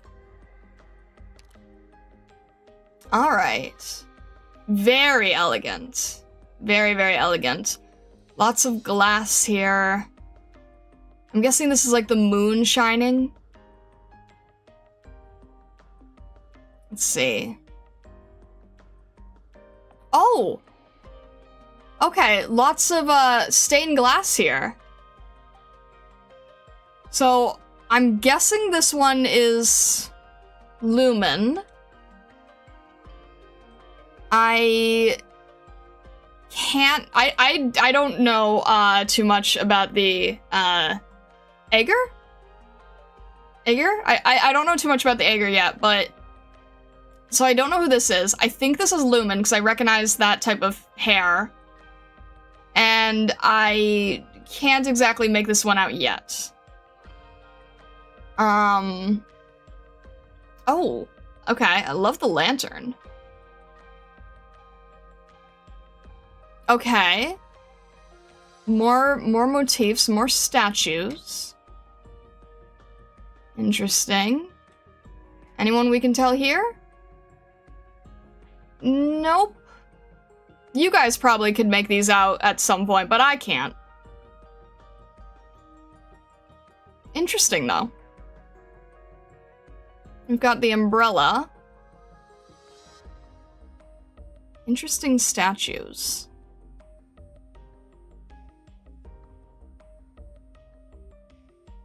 I like the dice in this one. The dice colors are very nice in this one.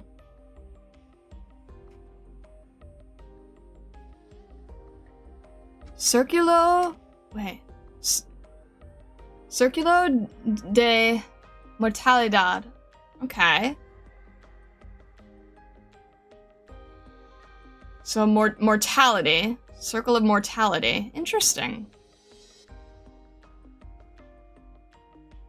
Circle of death? Mortality? Life and death? I don't know.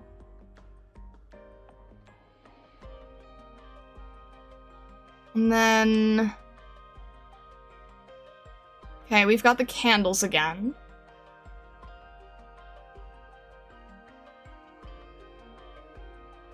I love how ornate this looks. This is really pretty.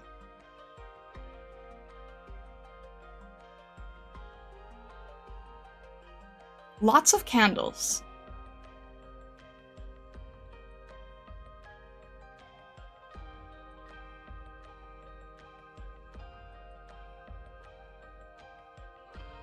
Lots of different fabrics, too. Different tassels, ribbons. Let's see here.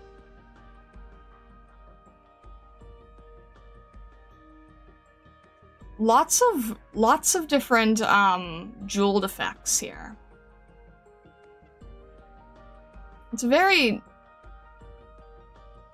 Lots of contrast. Is this doing the same thing? It's kind of doing the same thing, right? Where I was talking about the base colors being, like, less detailed, and then as you get closer to the face, everything gets more detailed. There ends up being more ornate jewelry, more accessories everywhere. Is she carrying keys? I feel like she's carrying keys. She is carrying... Yeah, okay, I can see keys here. She's carrying keys. Huh. Alright.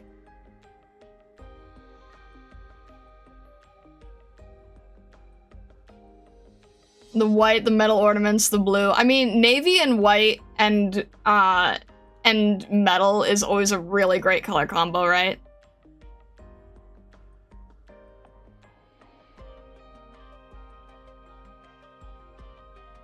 Try and guess her race, or rather the animal? I mean, she is Aegir, right? I still don't know how to pronounce that. Aegir? Aegir?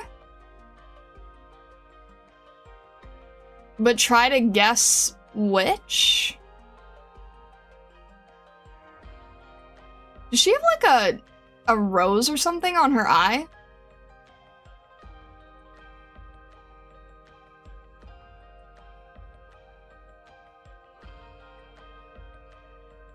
What kind of water animal? I'm trying to see if there's any hints here. This is clearly a feline or a this is a mammal here. This, I'm not sure.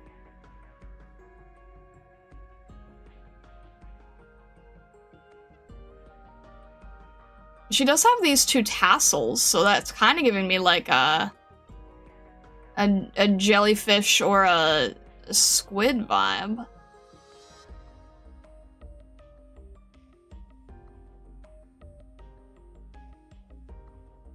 What kind of jellyfish?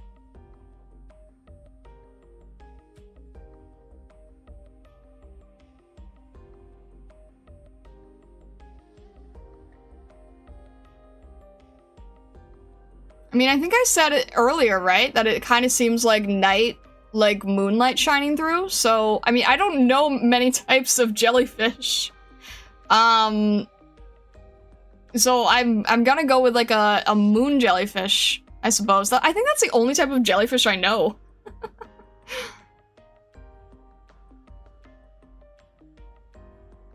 I love the fabrics here. The draping fabric against the stained glass is really nice. Remember the text at the bottom. Circulo de Mortalidad. Mizuki's the moon jelly. Oh! Right. Even I don't know much about different jellyfish. I don't know many. I know there's moon jellyfish. I know there's like a really tiny one that was in Nemo. I don't think I know any other... No, yeah, I forgot Mizuki is supposed to be moon jellyfish.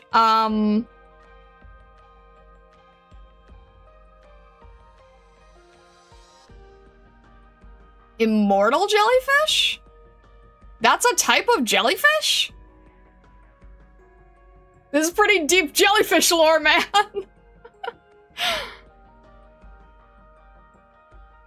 Man of War I knew, but I didn't know they counted as jellyfish. I thought Man of War were kind of their own thing. Immortal jellyfish. I don't think I've seen an immortal jellyfish. They're called that because when they die, they just split into more jellyfish. You can't permanently kill them. Oh, it's like a hydra fish. Hydra jellyfish. The scientific name for the jellyfish in Finding Nemo was Whittle Squishy. Very true, yes. Thank you. It's like a hydra jellyfish. I had no idea. That is interesting. Huh, okay. The more you know. I don't know. I can name, like, any mammal, but I know nothing about aquatic animals. I know about jerboa. I know about, like, kinkajou. I know about okapi, but I don't know about, like, anything aquatic.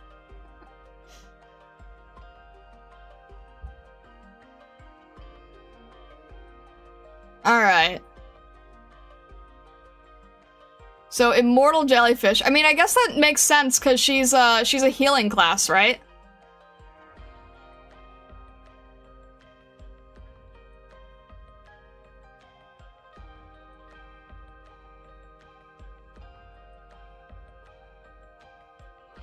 Well, it is gorgeous just for the case of the midnight navy colors, the stained glass.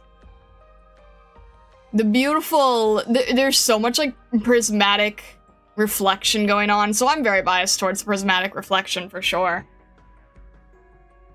And then this soft gold is really nice. I mean, I guess this could also be a bronze, but either way, this very, like, light, delicate gold against the navy and the white. Really, really great color scheme. I'm not biased at all. Just really, really beautiful color scheme, though, for sure. The drapery is so nice. Just sort of framing her, right? Fully framing around her is really good.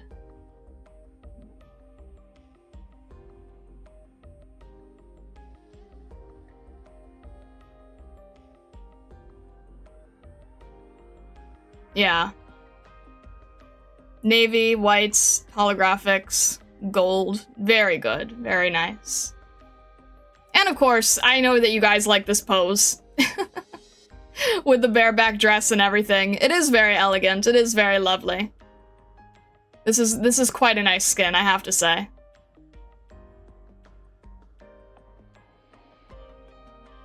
Alright.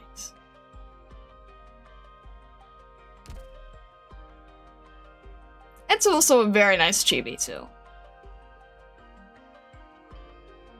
Witch Feast role-playing script. Dominions and Dogma.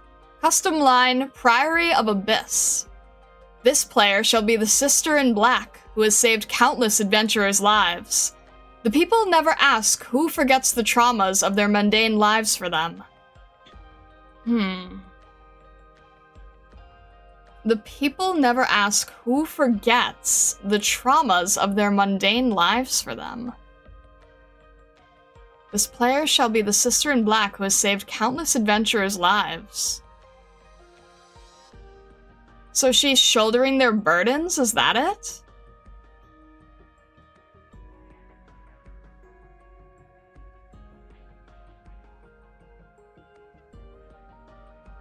Remember the one time she helped Phantom? Yes, I do. I do remember that.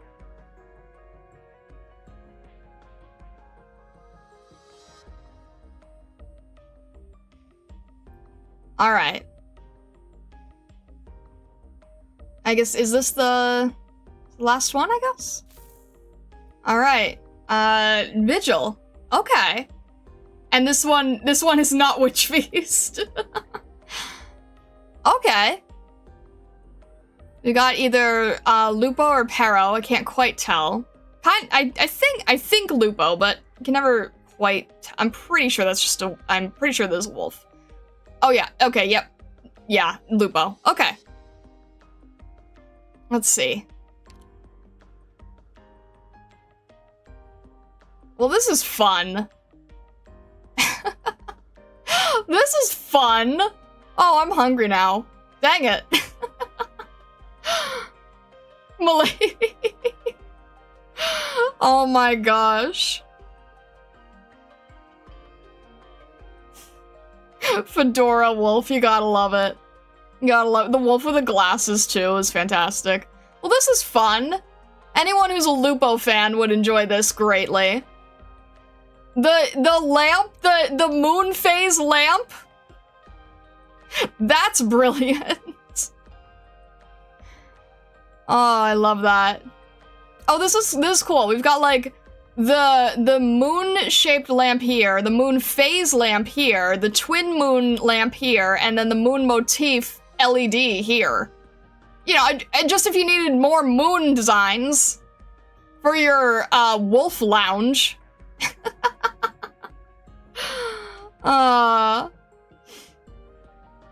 I love it. Moon mode. All right. Let's see here. This is fun. Oh, look! Bunny! There may be a lot of wolves here, but we also got Bunny. We still get Bunny.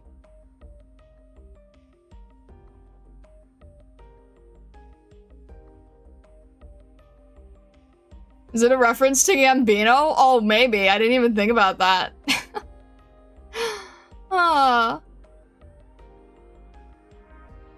This is fun.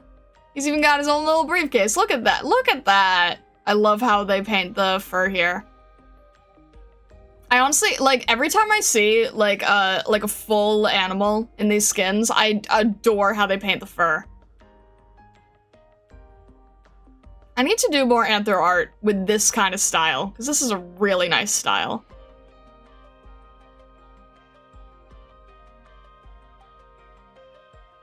I love how it's just a tiny bit of highlight here just to make the foot stand out better. That's really good. Little bit of airbrush trick right there.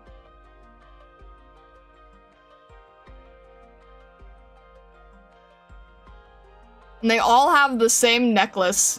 You can tell they're all from the same tribe here.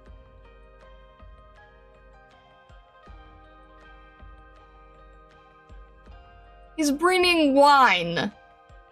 Oh my gosh. He's bringing wine over.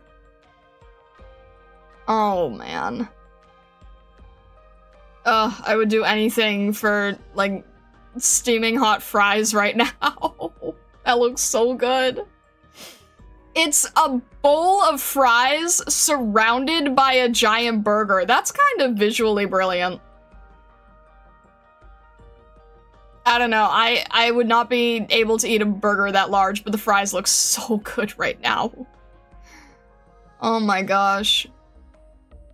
This is crazy. The detail and shadow and light just of the single ketchup bottle is so much more detailed than it needs to be, but it looks so good.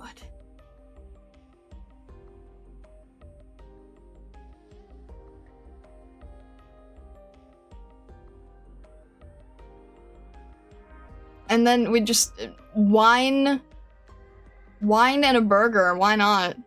And then we've got lemonade in a fancy mason jar, because we're better than you.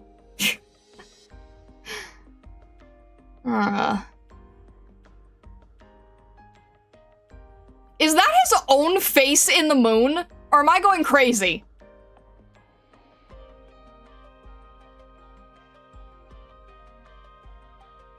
I think I'm going crazy. I mean, I know about like the man in the moon and the bunny in the moon, but I think I'm going crazy. Is it a wolf face? It's absolutely a wolf face in the moon, right?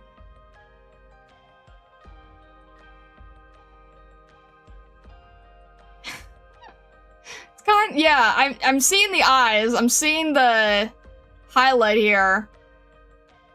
And then if you elongate it to this darker part, I'm pretty sure that's where the nose would be. But yeah, okay. And then we have another wolf here. Wolf howling at the moon. Looks like a band poster.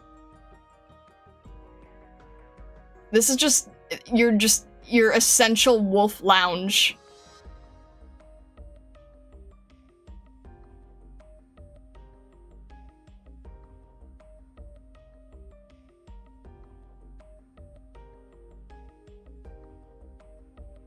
Okay, something moon. This doesn't say LOL, does it? What else would this be? No, this would be this part's clearly moon, but does this say LOL? What other word would this be? It's gotta be something else, right? It's gotta be something else.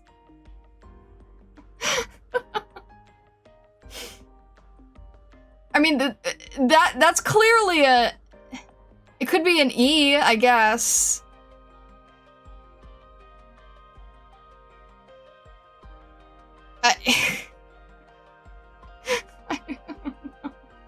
I don't know. It's just funny how many, like, almost... This is almost, like, stereotyping. But in a funny way, right? Because there's so much moon motif everywhere. I feel like if you were Lupo, you would just be like, do you think that I have any other interests in my life? I don't know. Seems pretty chill, though.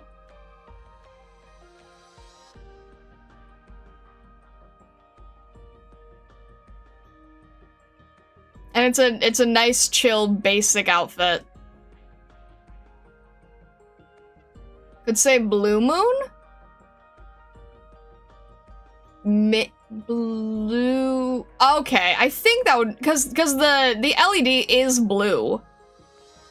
And there's probably, like, the N here ends right at the end of the canvas.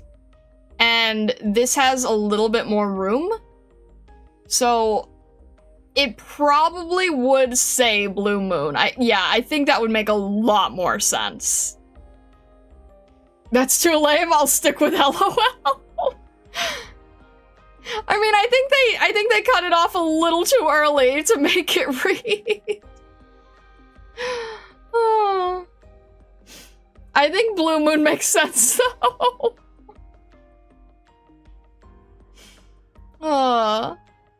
Totally dig the vibes of the skin. This is the life I want to live. Would your opinion change if the burger wasn't there, though?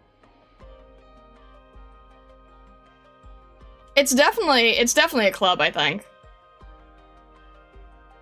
Is it run by wolves? Who knows? The fact that he's bringing wine along with a burger when he already has a mason jar lemonade cup is interesting to me. I do like the lighting, though. It is a very chill atmosphere. Wolf Run Burger Jazz Club. God bless America. I'm pretty sure this is in Syracuse.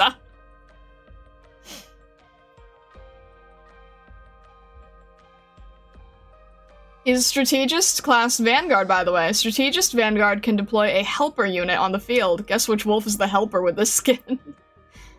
I'm guessing the one in the fedora that looks like his bodyguard.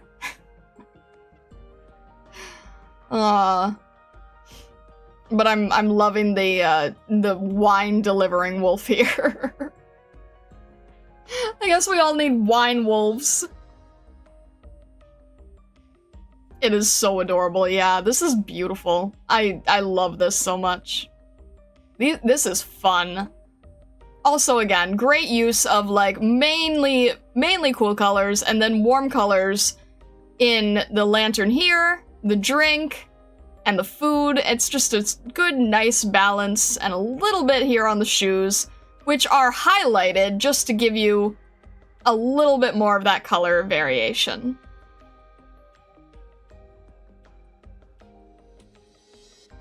Alright. That is nice, that is chill, that is fun. Alright. Been catching up from 3-year hiatus? Glad to see AK keeps the same nice art direction. Absolutely, yeah. Absolutely. This is so funny. I love that you can add, like, it's so funny because it's like, it's a seriously rendered piece, but there's so much comedy in the piece itself, but it's not like screaming at you comedy, it's just little fun things here and there that just make it whimsical. The wolf in the fedora is just amazing. The wolf delivering wine, perfect. It's lovely. Alright. I hope that the wolf helper appears visually. Epoch Collection New Arrivals, the other side of Siracusa. Does he not occasionally wear a plain jacket and hoodie instead of a tailored suit and sit down at a not quite traditional Syracusan restaurant? This is great. Having fun with skins is how AK can find levity in this dark world, alongside goofy events like Gavial. That is very fair, that is very true, yeah.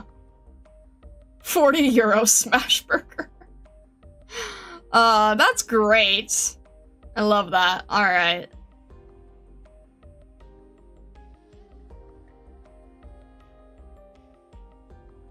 Even the text is taking a shot at the ketchup by saying it's a not quite traditional restaurant. Alright. I think we've gone through all of them, right? I like this batch. This is a really nice batch.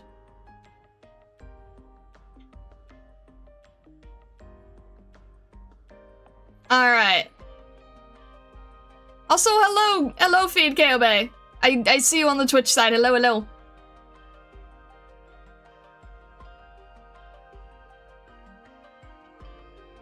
Alright, is there any that you wanted to look at or revisit, or? I'm definitely grabbing Fia's skin. I'm not sure about Quercus. I think I want to grab it, but I'm not 100% sure. I know I want to grab Fia. I will probably end up grabbing Quercus's. But yeah, these are really nice.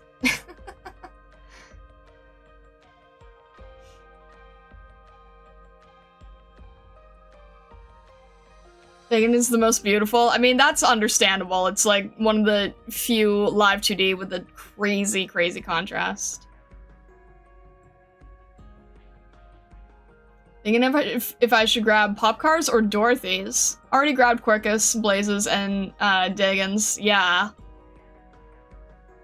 I really like Dorothy's. Especially the fact that Saria is just the angry wyvern in the game. That one's fun. I don't know if you heard me review Dorothy's, but we had a lot of fun reviewing Dorothy's. There was a lot of nice layout design in that one, I think.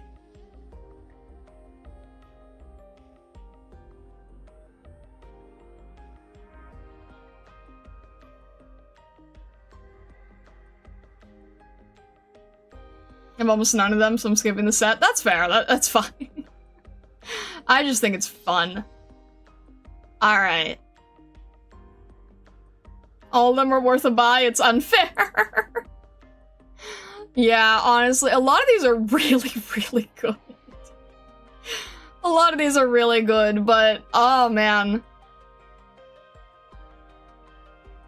I think I'm probably just grabbing Fia's and then I'll debate on Quercus's. Even though I really love this storyline and I want to see the whole written thing. I want to read the story of Blaze and Bassline versus Popukar and Degenbrecher. I think that's great. Alright. I think with that, though, we will probably wrap up stream today. We've been going for a decent amount of time. Actually, longer than I thought I would last, to be honest. So that's good. Our next stream is going to be Saturday. And we are going to be fully wrapping up the main story for Near Light. And we'll be working a little bit on supplementary stuff. I'm not entirely sure yet if I'm going to be starting Icebreaker on Saturday or if I'm going to start that next week. That is sort of a play it by ear type of thing.